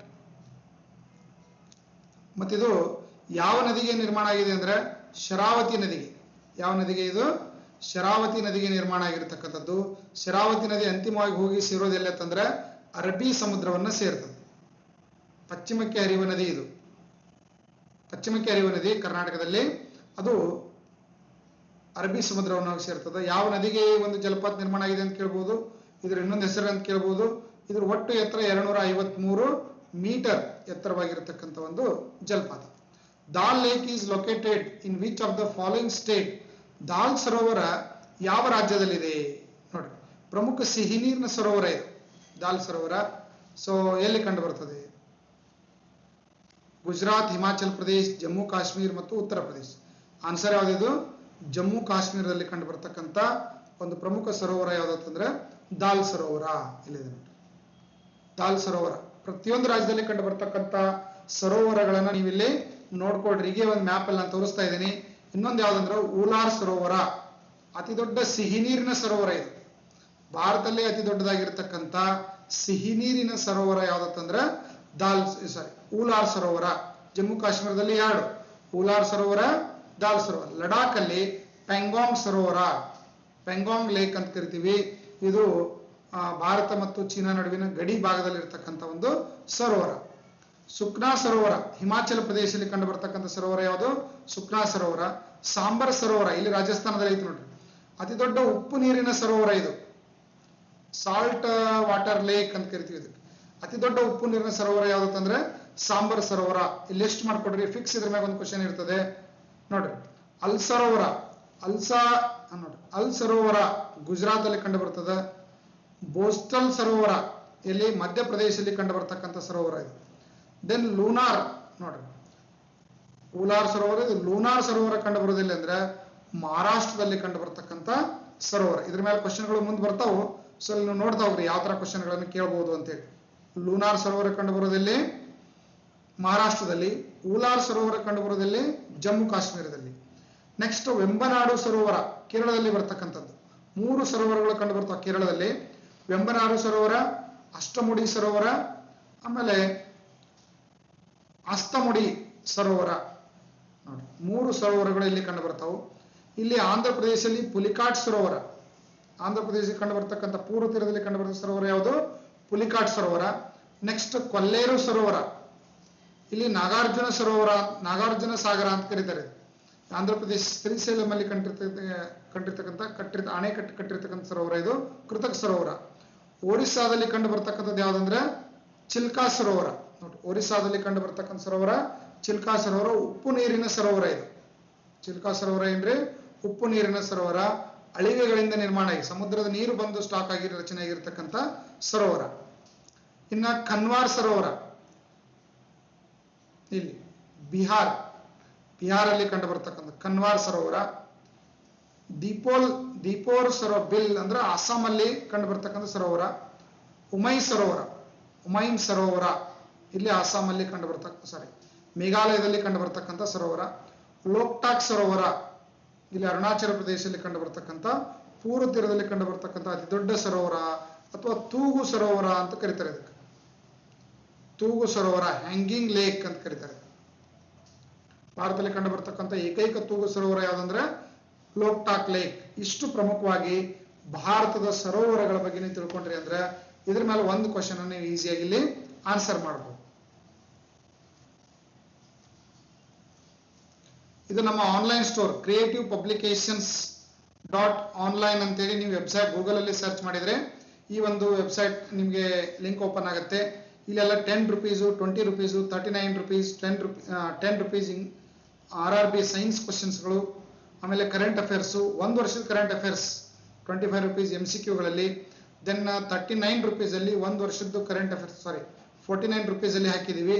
ಎಲ್ಲ PDF ನೀವಿಲ್ಲಿ ತಗೊಂಡು ಕಾರ್ಡ್ ಮಾಡಿ ನೀವಿಲ್ಲಿ ಪೇ ಮಾಡಿದ್ರಿ ಅಂತಂದ್ರೆ ಅದು ನೀವು ಫೋನ್ ಪೇ, ಗೂಗಲ್ ಪೇ ಅಥವಾ ಕಾರ್ಡ್ ಪೇಮೆಂಟ್ ಅನ್ನು ಮಾಡಬಹುದು. ನೀವು ಪೇ ಮಾಡಿದ ತಕ್ಷಣ ನಿಮಗೆ ಮೇಲ್ ಬರುತ್ತೆ. ನಿಮ್ಮ ಒಂದು ಯಾವ ಮೇಲ್ ID ನೀವು ಎಂಟ್ರಿ ಮಾಡಿರ್ತೀರಲ್ಲ ಅಲ್ಲಿ ಮೇಲ್ ಬರುತ್ತೆ. ಅಲ್ಲಿ ನೋ ರಿಪ್ಲೈ ಅಂತ ಒಂದು ಬರ್ತದೆ. ನೋ ರಿಪ್ಲೈ ಮೇಲೆ ನೀವು ಕ್ಲಿಕ್ ಮಾಡಿ ಅಲ್ಲಿ ಡೌನ್ಲೋಡ್ ಅಂತ ಒಂದು ವರ್ಡ್ ಇರ್ತದೆ. ಡೌನ್ಲೋಡ್ ಅಂತ ಬ್ಲೂ ಲೆಟರ್ ಇರ್ತದೆ, ಅದರ ಮೇಲೆ ನೀವು ಕ್ಲಿಕ್ ಮಾಡಿ ಅವಾಗ ನಿಮಗೆ ಅದು PDF ಏನಾಗಿರ್ತದೆ ನಿಮ್ಮ PDF ಫೈಲ್ ಅಲ್ಲಿ ಇರ್ತದೆ. PDF ಫೈಲ್ ಅನ್ನು ಓಪನ್ ಮಾಡಿ. ಮತ್ತೆ ನೀವು ನಮಗೆ ಡೌನ್ಲೋಡ್ ಆಗಿಲ್ಲ ಅಂತ ಕೇಳಬೇಡ್ರಿ, ಮೇಲ್ ಅಲ್ಲಿ ಇರೋದಿಲ್ಲ ಇದು. ಡೌನ್ಲೋಡ್ ಮಾಡಿ ನೀವು ಕ್ಲಿಕ್ ಮಾಡಿದ್ರಿ ಅಂತಂದ್ರೆ PDF ಫೈಲ್ ಅಲ್ಲಿ ಇದು ಓಪನ್ ಆಗುತ್ತೆ. PDF ಫೈಲ್ ಅಲ್ಲಿ ಹೋಗಿ ಚೆಕ್ ಮಾಡಿದ್ರೆ ನೀವು ಯಾವ ಪೇ ಮಾಡಿ ತಗೊಂಡಿದ್ರೆ ಅವೆಲ್ಲವುಗಳು ಅಲ್ಲಿ ಡೌನ್ಲೋಡ್ ಆಗಿರ್ತಾವೆ. ಇದು ಎಲ್ಲಾ ತರದ RRB ಕ್ವಶನ್ಗಳು ನಾವು ಇದರಲ್ಲಿ ಹಾಕಿದೀವಿ. ಸೊ ನೀವು ಡೌನ್ಲೋಡ್ ಮಾಡ್ಕೋಬಹುದು ಮತ್ತು ನಮ್ಮ ಎಲ್ಲ ಬುಕ್ಸ್ ಗಳಿಗೂ ನೀವು ಇಲ್ಲೇ ಆರ್ಡರ್ ಮಾಡಬಹುದು. It is the largest fresh water lake in north eastern India located ಇನ್ ಮಣಿಪುರ್. ನೋಡಿ, ಮಣಿಪುರದಲ್ಲಿ ಇರ್ತಕ್ಕಂಥ ಅತಿ ದೊಡ್ಡ ಸಿಹಿ ನೀರಿನ ಸರೋವರ ಈಶಾನ್ಯ ರಾಜ್ಯಗಳಲ್ಲಿ ಅಥವಾ ಪೂರ್ವ ರಾಜ್ಯಗಳಲ್ಲಿ ಇರ್ತಕ್ಕಂಥ ಅತಿ ದೊಡ್ಡ ಸಿಹಿ ನೀರಿನ ಸರೋವರ ಯಾವುದು ಅಂತ ಕೇಳಿದ್ದಾರೆ. ನೋಡಿ, ಯಾವ್ದಿದು? ಲೋಕ್ಟಾಕ್. ಮಣಿಪುರದಲ್ಲಿ ಬರ್ತಕ್ಕಂಥ ಸರೋವರ ಯಾವುದು? ಲೋಕ್ಟಾಕ್ ಸರೋವರ. ಇದು ಅತಿ ದೊಡ್ಡದಾಗಿರ್ತಕ್ಕಂಥ ಸರೋವರ. ಇದು ಕೈಬುಲ್ ಲಾಮ್ಜೋ ಅಂತ ಕರೀತಾರೆ. ಇದಕ್ಕಿನ್ನೊಂದು ಹೆಸರು ಕೈಬುಲ್ ಲಾಮ್ಜೋ. ಕೈಬುಲ್ ಲಾಮ್ಜೋ ಅನ್ನೋ ಹೆಸರಿನಿಂದ ಕರೆಯಲಾಗ್ತದೆ. ಇದು ಫ್ಲೋಟಿಂಗ್ ನ್ಯಾಷನಲ್ ಪಾರ್ಕ್ ನೋಡ್ರಿ, ತೂಗು ಉದ್ಯಾನವನವನ್ನು ಹೊಂದಿರತಕ್ಕಂಥ ಸರೋವರ. ತೂಗು ಉದ್ಯಾನವನವನ್ನು ಹೊಂದಿರತಕ್ಕಂಥ ಭಾರತದ ಏಕೈಕ ಸರೋವರ ಯಾವುದು ಅಂತಂದ್ರೆ ಕೈಬುಲ್ ಲಾಮ್ಜೋ, ಮಣಿಪುರದಲ್ಲಿ ಆ ಭಾಷೆಯಲ್ಲಿ ಕರೀತಕ್ಕಂಥದ್ದು. ಸೊ ಇದನ್ನ ನಾವು ಲೋಕ್ಟಾಕ್ ಸರೋವರ ಅಂತ ಇದನ್ನ ಕರಿತೀವಿ. ರೈಟ್, ಇಲ್ಲಿದೆ ನೋಡಿ, ಮಣಿಪುರದಲ್ಲಿ ಕಂಡು ಬರ್ತದ್ದು ಲೋಕ್ಟಾಕ್ ಸರೋವರ, ಮಣಿಪುರದಲ್ಲಿ. In which state is the national lake located? Sorry. Nainital lake, Nainital ಸರೋವರ ಯಾವ ಒಂದು ರಾಜ್ಯದಲ್ಲಿದೆ ಅಂತ ಕೇಳಿದ್ದಾರೆ. ನೈನಿತಾಲ್ ಸರೋವರ ಯಾವ ರಾಜ್ಯದಲ್ಲಿ ಕಂಡು ಬರುತ್ತದೆ ನೋಡಿ. ನೈನಿತಾಲ್ ಸರೋವರ ಕಂಡು ಬರುವುದಿಲ್ಲ ಅಂತಂದ್ರೆ ಉತ್ತರಾಖಂಡದಲ್ಲಿ. ನೈನಿತಾಲ್ ಲೇಕ್ ನಾವಿಲ್ಲಿ ಮ್ಯಾಪ್ ಅಲ್ಲಿ ರೈಟ್ ಇಲ್ಲಿ ತೋರಿಸಿಲ್ಲ, ನೀವು ಇಲ್ಲಿ ಇದನ್ನ ಮಾರ್ಕ್ ಮಾಡ್ಕೊಡ್ರಿ. ನೈನಿತಾಲ್ ಉತ್ತರಾಖಂಡದ ಪ್ರಮುಖ ಪ್ರವಾಸಿ ತಾಣ ಅದು ನೈನಿತಾಲ್. ಸೊ ಹಿಲ್ ಸ್ಟೇಷನ್ ಅಲ್ಲಿ ಕಂಡು ಬರ್ತಕ್ಕಂಥ ಸರೋವರ ನೈನಿತಾಲ್ ಸರೋವರ, ಯಾವುದು ಉತ್ತರಾಖಂಡದಲ್ಲಿ. ಇದನ್ನು ಮಾರ್ಕ್ ಮಾಡಿಲ್ಲ, ಮ್ಯಾಪ್ ಅಲ್ಲಿ ನೀವು ಮಾರ್ಕ್ ಮಾಡ್ಕೊಳ್ಳಿ. Umiam lake is also known as Barapani lake in which is located in state. ನೋಡ್ರಿ, ಬರ್ಪಾನಿ ಉಮಿಯಾಮ್ ಲೇಕ್ಗೆ, ಉಮಿಯಾಮ್ ಸರೋವರಕ್ಕೆ ಬರ್ಪಾನಿ ಸರೋವರ ಅಂತ ಇದನ್ನು ಕರೆಯಲಾಗ್ತದೆ. ಯಾವ ರಾಜ್ಯದಲ್ಲಿ ಇದು ಕಂಡು ಬರ್ತದೆ? ರೈಟ್ ರೀ, ನಾವು ಆಲ್ರೆಡಿ ಡಿಸ್ಕಷನ್ ಮಾಡಿದೀವಿ. ಮೇಘಾಲಯದಲ್ಲಿ. ಯಾವ ರಾಜ್ಯದಲ್ಲಿ? ಮೇಘಾಲಯದಲ್ಲಿ. ಇಲ್ಲಿ ಇದೆ ನೋಡಿ, ಇಲ್ಲಿ ತೋರಿಸಿದೀವಲ್ಲ, ಯಾವುದು? ಉಮೈಮ್ ಲೇಕ್, ಉಮೈಮ್ ಸರೋವರ. ಇದನ್ನ ನಾವು ಇನ್ನೊಂದು ಹೆಸರು ಏನಂದ್ರೆ ಬರ್ಪಾನಿ ಸರೋವರ ಅಂತೇಳಿ ಇದನ್ನ ಕರೆಯಲಾಗ್ತದೆ. ಇದು ಎಲ್ಲಿ ಕಂಡು ಬರ್ತದೆ? ಮೇಘಾಲಯ. ಇದು ಮೇಘಾಲಯ ರಾಜ್ಯ, ಮೋಡಗಳ ಪ್ರದೇಶ ಅಂತಂದ್ರೆ ಕರೀತಾರೆ. ಇದು ಅತಿ ಹೆಚ್ಚು ಮಳೆ ಬೀಳತಕ್ಕಂಥ ಸ್ಥಳ. ಮೇಘಾಲಯದ ಮಾಸಿನ್ರಾಮ್ ಅತಿ ಹೆಚ್ಚು ಮಳೆ ಬೀಳತಕ್ಕಂಥ ಸ್ಥಳ ಅಂತ ಕರಿತೀವಿ. Chitrakoot falls on the Indravati river often referred to as the Niagara falls of India located in. ನೋಡ್ರಿ, ಚಿತ್ರಕೂಟ ಒಂದು ಫಾಲ್ಸ್ ಅನ್ನು ಇಂದ್ರಾವತಿ ನದಿಗೆ ಇದು ನಿರ್ಮಾಣ ಆಗಿದೆ. ಚಿತ್ರಕೂಟ ಒಂದು ಜಲಪಾತ, ಇದನ್ನ ಭಾರತದ ನಯಾಗಾರ ಅಂತ ಕರೆಯಲಾಗ್ತದೆ. ಇದು ಯಾವ ಒಂದು ರಾಜ್ಯದಲ್ಲಿ ಕಂಡು ಬರ್ತದೆ? ಭಾರತ ನಯಾಗಾರ ಅಂತ ಕರೆಯಲಾಗ್ತದೆ. ಯಾವ ರಾಜ್ಯದಲ್ಲಿ ಇದು ಕಂಡು ಬರ್ತದೆ ಅಂತ ಹೇಳ್ಬೋದು? ಯಾವ್ದ್ರಿ ಇದು? ಚಿತ್ರಕೂಟ ಒಂದು ಜಲಪಾತ ಛತ್ತೀಸ್ಗಢ ರಾಜ್ಯದಲ್ಲಿ ಕಂಡು ಬರ್ತದೆ. ಭಾರತ ನಯಾಗಾರ ಜಲಪಾತ ಅಂತ ಕರೀತಾರೆ. ಈ ತರ ನಯಾಗಾರ ಜಲಪಾತ ನೋಡಲು ಈ ಆಕಾರದಲ್ಲಿ ಕಂಡು ಬರ್ತದೆ. ಕಂಟಿನ್ಯೂ ಆಗಿ ಈ ತರ ಒಂದು ಪರದೆ ಹಾಕಿದಂಗ, ಒಂದು ಜಾಲಂಧ್ರಗಳನ್ನು ಒಂದು ಪರದೆ ಹಾಕಿದಂಗ ಇದು ಕಂಡು ಬರ್ತಾ ಇರೋದ್ರಿಂದ ಭಾರತದ ನಯಾಗಾರ ಅಂತ ಇದನ್ನ ಕರೆಯಲಾಗ್ತದೆ. ನಯಾಗಾರ ಜಲಪಾತ ಇರೋದಿಲ್ಲ ಅಂದ್ರೆ ಅಮೆರಿಕಾದಲ್ಲಿ, ಉತ್ತರ ಅಮೆರಿಕಾ ಖಂಡದಲ್ಲಿ ಕಂಡು ಬರ್ತಕ್ಕಂಥ ಒಂದು ಜಲಪಾತ. The lake is one of the largest fresh water lake in Asia. ಭಾರತದ ಏಷ್ಯಾದಲ್ಲೇ ಅತಿ ದೊಡ್ಡ ಸಿಹಿ ನೀರಿನ ಸರೋವರ ಕಂಡು ಬರುವುದು ಯಾವ್ದಂದ್ರೆ ಊಲಾರ್ ಸರೋವರ. ಯಾವ ಸರೋವರ ಇದು? ಊಲಾರ್ ಸರೋವರ. ಎಲ್ಲ ಆಲ್ರೆಡಿ ನಾವು ಇದನ್ನ ಡಿಸ್ಕಷನ್ ಮಾಡಿದೀವಿ. ಎಲ್ಲಿದ್ರೆ ಇದು? ಜಮ್ಮು ಕಾಶ್ಮೀರದಲ್ಲಿ ಕಂಡು ಬರ್ತಕ್ಕಂಥ ಒಂದು ಸರೋವರ. ಇದಕ್ಕೆ ಜಮ್ಮು ಕಾಶ್ಮೀರದ ಬಂಡೀಪೋರಾ ಡಿಸ್ಟಿಕ್ ಅಲ್ಲಿ ಕಂಡು ಬರ್ತದೆ. 16 ಕಿಲೋಮೀಟರ್ ಲೆಂತ್ ಅದು. ಇದು ಊಲಾರ್ ಸರೋವರ ಲೆಂತ್ ಎಷ್ಟದ್ರಿ? 16 ಕಿಲೋಮೀಟರ್ ಲೆಂತ್ ಅದ. ವಿಡ್ತ್ ಎಷ್ಟದಂದ್ರೆ 10 ಕಿಲೋಮೀಟರ್. ವಿಡ್ತ್ 10 ಕಿಲೋಮೀಟರ್ ಅದ. ಹೀಗಾಗಿ ಏಷ್ಯಾದಲ್ಲಿ ಅತಿ ದೊಡ್ಡ ಸಿಹಿ ನೀರಿನ ಸರೋವರ ಅಂತ ಇದು ಕರೆಯಲಾಗ್ತದೆ. ಜಮ್ಮು ಕಾಶ್ಮೀರದ ಒಂದು ಪ್ರಮುಖ ಪ್ರವಾಸಿ ತಾಣ ಅಂತ ನಾವು ಇದನ್ನ ಗುರುತಿಸ್ತೀವಿ. ನೋಡಿ, ಇಲ್ಲಿ ಊಲಾರ್ ಸರೋವರ ಇದೆ ನೋಡಿ. ಊಲಾರ್ ಸರೋವರ ಎಲ್ಲ ಒಂದು ಕಾಂಪಿಟೇಟಿವ್ ಎಕ್ಸಾಮ್ಗೂ ಯೂಸ್ಫುಲ್ ಆಗಿರತಕ್ಕಂಥ ಒಂದು ಕಾನ್ಸೆಪ್ಟ್ ಇದು. ನೀವು ಸರೋವರಗಳ ಬಗ್ಗೆ ಇಷ್ಟು ತಿಳ್ಕೊಂಡ್ರೆ ಸಾಕು, ಯಾವುದೋ ಹೆಚ್ಚಿಗೆ ಓದೋ ಅವಶ್ಯಕತೆ ಇಲ್ಲ. Which of the following is the largest fresh water lake in India? ಮತ್ತೆ ಇದೇ ಕ್ವಶನ್ ಬಂತು ನೋಡ್ರಿ. ಅಂದ್ರೆ ಸೇಮ್ ಕ್ವಶನ್ ಬ್ಯಾಂಕ್ ಇಂದ ಇದು ಕ್ವಶನ್ ಸೆಲೆಕ್ಟ್ ಆಗಿರ್ತಾವು ಅಂತ ಒಂದು 5-6 ಕ್ವಶನ್ ಹಾಕಿರ್ತಾರೆ. ಅದರಲ್ಲಿ ಒಂದು ಕ್ವಶನ್ ಪ್ರತಿ ಶಿಫ್ಟ್ಗೆ ಸೆಲೆಕ್ಟ್ ಆಗಿರ್ತದೆ. ಊಲಾರ್ ಸರೋವರ. Wular lake is the largest fresh water lake is situated in the state of. ಯಾವ ರಾಜ್ಯದಲ್ಲಿ ಕಂಡು? ನೋಡ್ರಿ, ಅದೇ ಕ್ವಶನ್ ರಿಪೀಟ್ ಆಗಿದೆ. ಯಾವ ತರ ಕೇಳ್ತಾರೆ ನೋಡ್ರಿ. ಜಮ್ಮು ಅಂಡ್ ಕಾಶ್ಮೀರ ಅಲ್ಲಿ ಬೇರೆ ಶಿಫ್ಟ್ ಅಲ್ಲಿ ಇದು ಕ್ವಶನ್ ಬಂದಿದೆ. Where is the Kunchikal water fall? Kunchikal ಜಲಪಾತ ಯಾವ ಒಂದು ರಾಜ್ಯದಲ್ಲಿ ಕಂಡು ಬರ್ತದೆ? ಏನ್ರಿ? ಕುಂಚಿಕಲ್ ಜಲಪಾತ ಯಾವ ರಾಜ್ಯದಲ್ಲಿ ಕಂಡು ಬರ್ತದೆ? ಶಿವಮೊಗ್ಗ ಜಿಲ್ಲೆಯಲ್ಲಿ ಕರ್ನಾಟಕದ ಶಿವಮೊಗ್ಗ ಜಿಲ್ಲೆಯಲ್ಲಿ 455 ಮೀಟರ್ ಎತ್ತರವಾಗಿರತಕ್ಕಂಥ ಒಂದು ಜಲಪಾತ. ಇದು ಕರ್ನಾಟಕ ರಾಜ್ಯದಲ್ಲಿ ಕಂಡು ಬರತಕ್ಕಂಥ ಒಂದು ಜಲಪಾತ, ಕುಂಚಿಕಲ್ ಜಲಪಾತ. Choose the one which is different odd from the following. ಕೆಳಗಿನವುಗಳಲ್ಲಿ ಯಾವುದು ಉಳಿದವುಗಳಿಗಿಂತ ಭಿನ್ನವಾಗಿದೆ ಅಂತ ಕೇಳಿದ್ದಾರೆ ನೋಡಿ. ಯಾವುದು ಉಳಿದವುಗಳಿಗಿಂತ ಭಿನ್ನವಾಗಿದೆ? ದಾಲ್ ಸರೋವರ, ವೆಂಬನಾಡು ಸರೋವರ, ಉಲಾರ್ ಸರೋವರ. ದಾಲ್ ಸರೋವರ, ವೆಂಬನಾಡು ಸರೋವರ, ಉಲಾರ್ ಸರೋವರ. ಏನ್ರಿ? ದಾಲ್ ಸರೋವರ, ವೆಂಬನಾಡು ಸರೋವರ ಮತ್ತು ಉಲಾರ್ ಸರೋವರ ಇವು ಮೂರು ಏನ್ರಿ? ಇವು ಬೇರೆ ಬೇರೆ ರಾಜ್ಯದಲ್ಲಿ ಅದ. ಇದು ಕೇರಳದಲ್ಲಿ ಅದ, ಇದು ಜಮ್ಮು ಕಾಶ್ಮೀರದಲ್ಲಿ ಅದ, ಇದು ಜಮ್ಮು ಕಾಶ್ಮೀರದಲ್ಲಿ ಅದ. ಬಟ್ ಸಂಬರ್ ಸರೋವರ ರಾಜಸ್ಥಾನದಲ್ಲಿ ಅದ. ಇದರ ವಿಶೇಷತೆ ಯಾಕೆ ಉಳಿದವುಗಳಿಗಿಂತ ಭಿನ್ನವಾಗಿದೆ ಅಂದ್ರೆ ಇದು ಉಪ್ಪು ನೀರಿನ ಸರೋವರ ಇದೆ ನೋಡ್ರಿ. ಉಪ್ಪು ನೀರಿನ ಸರೋವರ ಇದೆ. ಇವೆಲ್ಲ ಏನಾಗ್ಯಾವು? ಸಿಹಿ ನೀರಿನ ಸರೋವರಗಳು ಅಂತ ನಾವು ಇದನ್ನ ಕರಿತೀವಿ. Which of the following lake is formed by the falling of the large meteor body on the basaltic rock of the Deccan? ನೋಡ್ರಿ, ದಕ್ಷಿಣ ಭಾರತದಲ್ಲಿ ಉಲ್ಕೆಗಳನ್ನು ಬಿದ್ದು ನಿರ್ಮಾಣ ಆಗಿರತಕ್ಕಂಥ ಒಂದು ಸರೋವರ ಎಲ್ಲಿದೆ? ಉಲ್ಕಾಕುಂಡದಿಂದ ನಿರ್ಮಾಣ ಆಗಿರ್ತಕ್ಕಂಥ ಸರೋವರ ಯಾವುದಂದ್ರೆ ಲೂನಾರ್ ಸರೋವರ. ಎಲ್ಲಿದೆ ಇದು ಲೂನಾರ್ ಸರೋವರ? ನಾವು ಆಲ್ರೆಡಿ ಡಿಸ್ಕಷನ್ ಮಾಡಿದೀವಿ. ಮಹಾರಾಷ್ಟ್ರದಲ್ಲಿ. ಇದು ಉಲ್ಕೆಗಳಿಂದ ಅಂದ್ರೆ ಈ ಬಸಾಲ್ಟ್ ಶಿಲೆಗಳ ಒಂದು ಮಧ್ಯದಲ್ಲಿ ಇದು ನಿರ್ಮಾಣ ಆಗಿರೋದ್ರಿಂದ, ದಕ್ಷಿಣದಲ್ಲಿ ಬಸಾಲ್ಟ್ ಶಿಲೆಗಳ ಡೆಕ್ಕನ್ ಪ್ರದೇಶ ನಿರ್ಮಾಣ ಆಗಿರೋದ್ರಿಂದ ಇದಕ್ಕೆ ನಾವು ಉಲ್ಕಾ ಸರೋವರ ಅಂತ ಕರಿತೀವಿ. ಭಾರತದ ಅತಿ ದೊಡ್ಡ ಉಲ್ಕಾ ಸರೋವರ ಯಾವ್ದಂದ್ರೆ ಲೂನಾರ್ ಸರೋವರ. ಯಾವ ರಾಜ್ಯದಲ್ಲಿದೆ? ಮಹಾರಾಷ್ಟ್ರದಲ್ಲಿದೆ ನೋಡ್ರಿ. ಇಲ್ಲಿ ಉಲ್ಕಾ ಸರೋವರ ಅಂತ ನಾವು ಇದನ್ನ ಸಿಹಿನೀರಿನ ಸರೋವರ ಇದೆ. Which of the following lake is saline soda lake which is affected by meteorite? ಅಂದ್ರೆ ಉಲ್ಕೆಗಳಿಂದ ನಿರ್ಮಾಣ ಆಗಿರತಕ್ಕಂಥ ಈ ಸರೋವರ ರೈಟ್ರಿ ಸಲೈನ್ ಸೋಡಾ ಲೇಕ್ ಅಂತ ಇದನ್ನ ಕರೆಯಲಾಗ್ತದೆ. ಯಾವ ಸರೋವರ ಅಂತಂದ್ರೆ ಲೂನಾರ್ ಸರೋವರ. ಭಾರತದಲ್ಲಿ ಉಲ್ಕೆಗಳ ನಿರ್ಮಾಣ ಆಗಿರತಕ್ಕಂಥ ಏಕೈಕ ಸರೋವರ ಅಂದ್ರೆ ಲೂನಾರ್ ಸರೋವರ. ರೈಟ್ರಿ? ಓಕೆ, ಇಲ್ಲಿ ಡಿಸ್ಕಷನ್ ಮಾಡಿದ್ವಿ ನೋಡಿ. ಇನ್ನು glacier is formed by melting snow accumulation, heavy hail, Mono Lake. ನೋಡ್ರಿ, ಗ್ಲೇಸಿಯರ್ ಅಂತ ನಾವು ಯಾವ್ದ್ರಿಂದ ಗ್ಲೇಸಿಯರ್ ರಚನೆ ಆಗ್ತದೆ ಅಂತಂದ್ರೆ ಹಿಮಗಳ ಒಂದು ಸಂಗ್ರಹಾರ. ಹಿಮ ಸಂಗ್ರಹಾರವನ್ನೇ, ದೊಡ್ಡ ಪ್ರಮಾಣದಲ್ಲಿ ಹಿಮ ಸಂಗ್ರಹವಾಗಿರೋದನ್ನೇ ನಾವೇನ್ ಕರಿತೀವಿ? ಗ್ಲೇಸಿಯರ್ ಅಂತ ಕರಿತೀವಿ.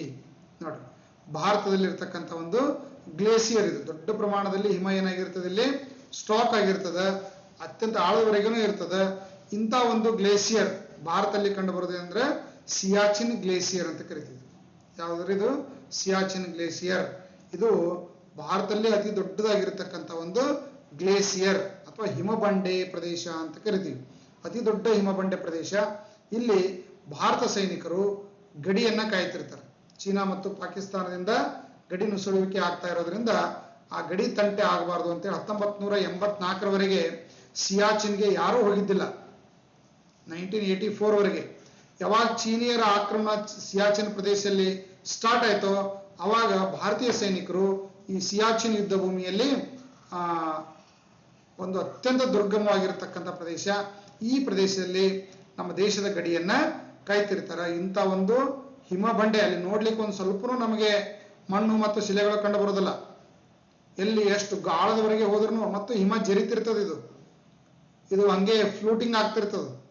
ಸೊ ಹಾಗಾಗಿ ಅಂತ ಪ್ರದೇಶದಲ್ಲಿ ನಮ್ಮ ಸೈನಿಕರು ನಿಂತು ಗಡಿಯನ್ನ ಕಾಯ್ತಿರ್ತಾರೆ. ನೀವು ಕರ್ನಾಟಕದ ಹನುಮಂತಪ್ಪ ನೀವು ನೋಡಿರ್ಬೋದು. ಈ ಗ್ಲೇಸಿಯರ್ ಅಲ್ಲೇ ಸಿಕ್ಕು ಎಷ್ಟೋ ದಿನಗಳವರೆಗೆ ಜೀವಂತವಾಗಿ ಉಳಿದ, ಕೊನೆಗೆ ಸಾವು ನಡುವೆ ಒಂದು ಹೋರಾಟ ಮಾಡ್ತಾ ಕೊನೆಗೆ ವೀರ ಮರಣವನ್ನ ಅಪ್ಪಿದ್ರನ್ನು ನಾವು ಕಾಣ್ತೀವಿ.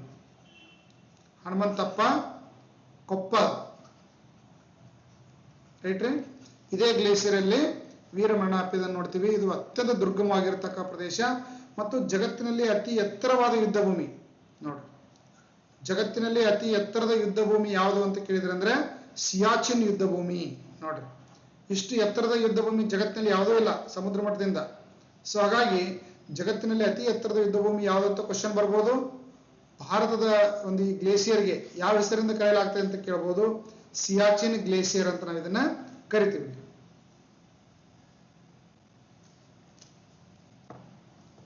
Right. Which of the following is the largest glacier in India ನೋಡ್ರಿ, ಅದೇ ಕ್ವಶನ್ ಬಂತು ನೋಡ್ರಿ. ಯಾವುದು? ಸಿಯಾಚಿನ್ ಗ್ಲೇಸಿಯರ್ ಭಾರತದ ಅತಿ ದೊಡ್ಡ ಒಂದು ಗ್ಲೇಸಿಯರ್ ಹಿಮಬಂಡೆ ಪ್ರದೇಶ ಯಾವುದು ಅಂತ ಕೇಳಿದ್ರೆ ಅಂದ್ರೆ ಸಿಯಾಚಿನ್ ಗ್ಲೇಸಿಯರ್. ಇನ್ನು ಭಾರತ ನದಿ ವ್ಯವಸ್ಥೆ ಬಗ್ಗೆ ನಾವಿಲ್ಲಿ ಒಂದೊಂದು ಕ್ವಶನ್ ನೋಡ್ತಾ ಹೋಗ್ತೀನಿ. ಭಾರತ ನದಿಗಳ ಬಗ್ಗೆ ಈಗಾಗಲೇ ನಾನು ಒಂದು ವಿಡಿಯೋವನ್ನ ಮಾಡಿದ್ದೀನಿ. ಸೊ ಜಾಗ್ರಫಿಗೆ ಸಂಬಂಧಪಟ್ಟ ಒಂದು ವಿಡಿಯೋದಲ್ಲಿ ಡಿಟೇಲ್ ಪಾಠ ಬೋಧನೆ ಮಾಡಿದ್ದೀನಿ. ಒಂದ್ಸಲ ನೀವು ಅದನ್ನು ನೋಡಿ ಅದಾದ ನಂತರ MCQ ಕ್ವಶನ್ಗಳಿಗೆ ಆನ್ಸರ್ ಮಾಡ್ಬೋದು. ಯಾವ ತರ ನದಿ ವ್ಯವಸ್ಥೆ ಮೇಲೆ ಕ್ವಶನ್ಗಳು ಬರ್ತವೆ, ಇಲ್ಲಿ ಏನೇನು ಬರ್ಬೋದು?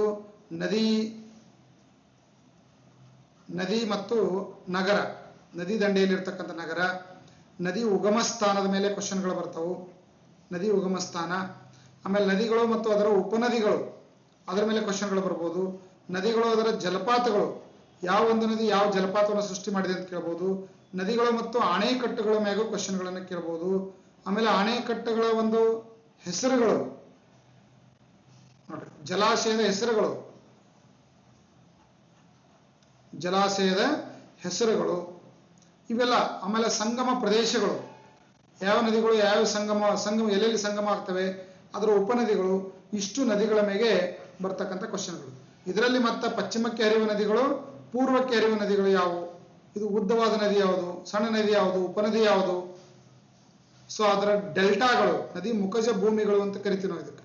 ಮುಖಜ ಭೂಮಿಗಳ ಮೇಲೆ ಕ್ವಶನ್ಗಳು ಬರ್ತದೆ. ಇಷ್ಟು ನೀವು ನದಿಗಳ ಬಗ್ಗೆ ನೋಡ್ಕೋಬೇಕಾಗ್ತದೆ. ಅಂದಾಗ ಮಾತ್ರ ಯಾವುದೇ ಒಂದು ಸ್ಪರ್ಧಾತ್ಮಕ ಪರೀಕ್ಷೆಗೆ ನೀವು ಇದರಲ್ಲಿ ತಯಾರಿ ಮಾಡ್ಬೋದು. ಸಾಧ್ಯವಾದಷ್ಟು ಇವೆಲ್ಲ ವಿಷಯಗಳನ್ನ ನಾನು ಇಲ್ಲಿ ಡಿಸ್ಕಷನ್ ಮಾಡ್ತೀನಿ, ನೋಡ್ತಾ ಹೋಗಿ.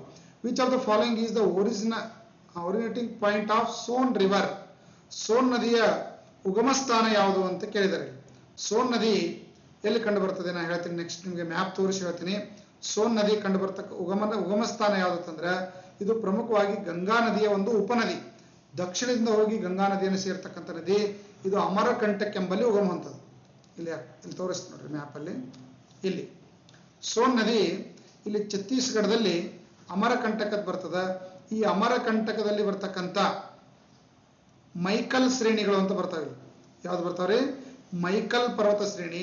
ಈ ಮೈಕಲ್ ಪರ್ವತ ಶ್ರೇಣಿಯ ಉತ್ತರದಲ್ಲಿ ಉಗಮ ಹೊಂದಿ ಪೂರ್ವ ನೋಡ್ರಿ ಉತ್ತರಾಭಿಮುಖವಾಗಿ ಹರಿತಾ ಇದು ಹರಿದು ಹೋಗಿ ಗಂಗಾ ನದಿಯನ್ನ ಸೇರ್ತಕ್ಕಂಥ ಒಂದು ಉಪನದಿ. ದಕ್ಷಿಣದಿಂದ ಹೋಗಿ ಗಂಗಾ ನದಿಯನ್ನು ಸೇರ್ತಕ್ಕಂಥ ನದಿಗಳಲ್ಲಿ ಸೋನ್ ನದಿ, ಬೆಟ್ವಾ ನದಿ, ಯಮುನಾ ನದಿ ಉಪನದಿ ಇದು, ಆಮೇಲೆ ಚಂಬಲ್ ನದಿ. ರೈಟ್ರಿ, ಇವು ಮೂರು ದಕ್ಷಿಣದಿಂದ ಹೋಗಿ ಗಂಗಾ ನದಿಯನ್ನ ಸೇರ್ತಕ್ಕಂಥ, ಅಂದ್ರೆ ಇನ್ನೊಂದು ಯಮುನಾ ನದಿ ಒಂದು. ಇವು 4 ನದಿಗಳು ದಕ್ಷಿಣದಿಂದ ಹೋಗಿ ಗಂಗಾ ನದಿಯನ್ನು ಸೇರ್ತಕ್ಕಂಥ ನದಿಗಳು. ಸೋನ್ ನದಿ ಇಲ್ಲಿ ಅಮರಕಂಟಕದಲ್ಲಿ ಬರ್ತಕ್ಕಂಥ ಮೈಕಲ್ ಪರ್ವತ ಶ್ರೇಣಿಯಲ್ಲಿ ಇದು ಉಗಮ ಹೊಂದದ. ರೈಟ್ ರೀ, ಎಷ್ಟು ನೀವು ನದಿಗಳ ಬಗ್ಗೆ ನೋಡಬೇಕು. Which of the following is not A tributary of Ganga? Ganga ನದಿಯ ಉಪನದಿ ಯಾವುದಲ್ಲ ಅಂತ ಕೇಳಿದ್ದಾರೆ. ಯಮುನಾ, ಕೋಸಿ ನದಿ, ಗೋಮತಿ ನದಿ, ಮಾನಸ್ ನದಿ. ಗಂಗಾ ನದಿಯ ಉಪನದಿ ಕೆಳಗಿನವುಗಳಲ್ಲಿ ಯಾವುದು ಅಲ್ಲ. ರೈಟ್, ಯಾವ್ದ್ರಿ? ಮಾನಸ್ ನದಿ, ಗೋಮತಿ, ಯಮುನಾ ಮತ್ತು ಕೋಸಿ ಇವೆಲ್ಲ ಗಂಗಾ ನದಿಗಳ ಉಪನದಿಗಳು. ನೋಡ್ರಿ ಇಲ್ಲಿದೆ ನೋಡ್ರಿ, ಕೋಸಿ ನದಿ, ಇಲ್ಲಿ ಗಂಡಕ್ ನದಿ, ಗಾಗ್ರಾ ನದಿ, ಇಲ್ಲಿ ಗೋಮತಿ ನದಿ. ಇದು ನೋಡ್ರಿ ಇಲ್ಲಿ ಬಂದಿದೆ ನೋಡ್ರಿ, ಗೋಮತಿ ನದಿ. ರೈಟ್ ರೀ, ಇವೆಲ್ಲ ಇದರ ಉಪನದಿಗಳು. ಯಾವುದು? ಗಂಗಾ ನದಿಯ ಉಪನದಿಗಳು ಅಂತ ನಾವು ಇವುಗಳನ್ನ ಕರಿಬಹುದು. ಇಷ್ಟು ನದಿಗಳ ಉಪನದಿಗಳ ಗಂಗಾ ನದಿಯ ಉಪನದಿಗಳ ಬಗ್ಗೆ ನೀವು ನೋಡ್ಕೋಬೇಕಾಗ್ತದೆ. Which of these river is tributary of Ganga? Ganga ನದಿಯ ಒಂದು ಉಪನದಿ ಯಾವುದು ಅಂತ ಕೇಳಿದರೆ ಇದೆಲ್ಲ ಆಲ್ರೆಡಿ ನಾವು ಡಿಸ್ಕಷನ್ ಮಾಡಿದೀವಿ. ಈಗ ಬಿಯಾಸ್ ಅಂತರೂ ಅಲ್ಲ, ತುಂಗಭದ್ರಾ ಅಲ್ಲ, ಮಾನಸ್ ಅಂತರೂ ಅಲ್ಲ ಅಂತ ಹಿಂದಿನ ಕ್ವಶನ್ದಲ್ಲಿ ನೋಡಿದೀವಿ. ಅಂದ್ರೆ ಗಂಡಕ್ ನದಿ ಉತ್ತರದಿಂದ ಬಂದು ಸೇರ್ತಕ್ಕಂಥ ಒಂದು ಗಂಗಾ ನದಿಯ ಪ್ರಮುಖ ಉಪನದಿ ಯಾವುದಂದ್ರೆ ಗಂಡಕ್ ನದಿ. Yamuna and Gomti river the tributary of which river? ನೋಡಿ, ಯಮುನಾ ಮತ್ತು ಗೋಮತಿ ಯಾವ ನದಿಯ ಉಪನದಿಗಳು ಅಂತ ಕೇಳಿದರೆ ಮತ್ತೆ ಗಂಗಾ ನದಿಗೆ ಸಂಬಂಧಪಟ್ಟಿರ್ತಕ್ಕಂಥ ಒಂದು ಕ್ವಶನ್ ಬಂತು ನೋಡಿ. ಗಂಗಾ ನದಿಯ ಉಪನದಿಗಳು ಅಂತ ನಾವು ಕರಿತೀವಿ. ಗಂಗಾ ನದಿ ನೋಡಿ, ಭಾಗೀರಥಿ ಮತ್ತು ಅಲಕಾನಂದ ಅಂತಕ್ಕಂಥ ಎರಡು ನದಿಗಳು ಬರ್ತವೆ ಇಲ್ಲಿ. ಯಾವುದು? ಇಲ್ಲಿ ಟಿಬೇಟಿನ ಕೈಲಾಸ ಪರ್ವತ ಅಂತ ಬರ್ತದೆ. ಟಿಬೇಟಿನ ಕೈಲಾಸ ಪರ್ವತದಲ್ಲಿ ಭಾಗೀರಥಿ ಮತ್ತು ಅಲಕಾನಂದ ನದಿಗಳು ಎರಡು ಕೂಡಿ ಇಲ್ಲಿ ದೇವಪ್ರಯಾಗ ಅಂತ ಕರಿತೀವಿ ನಾವು ಇದಕ್ಕೆ. ಈ ದೇವಪ್ರಯಾಗದಲ್ಲಿ ಎರಡು ನದಿಗಳ ಸಂಗಮವಾಗಿ ಮುಂದೆ ಏನಾಗ್ತಂದ್ರೆ ಗಂಗಾ ನದಿ ಆಗ್ತದೆ. ನೋಡ್ರಿ ಕ್ವಶನ್ ನೋಡ್ರಿ, ಗಂಗಾ ನದಿಯ ಮೂಲ ನದಿಗಳು ಯಾವತ್ತಂದ್ರೆ ಭಾಗೀರಥಿ ಮತ್ತು ಅಲಕಾನಂದ, ಹಿಮ ನದಿಗಳು ಇವೆರಡು. ಈ ಭಾಗೀರಥಿ ಮತ್ತು ಅಲಕಾನಂದ ನದಿಗಳು ಉಗಮ ಸ್ಥಾನ ಗಂಗೋತ್ರಿ. ಈ ಗಂಗೋತ್ರಿಯಲ್ಲಿ ಬಂದಿರ್ತ ಉಗಮ ಆಗಿರುತ್ತೆ ಈ ನದಿಗಳು ಇಲ್ಲಿ ಬಂದು ದೇವಪ್ರಯಾಗ ಹತ್ರ ಕೂಡಿ ಗಂಗಾ ನದಿ ಆಗ್ತಾವು. ಮುಂದೆ ಗಂಗಾ ನದಿ ಹರಿದು ಬಂದು ಏನಾಗ್ತದೆ, ಭಾರತದಲ್ಲಿ ಅತಿ ಉದ್ದವಾಗಿರ್ತಕ್ಕಂಥ ನದಿ ಅಂತ ನಾವು ಇದನ್ನ ಕರೆಯಲ್ಪಡ್ತೀವಿ.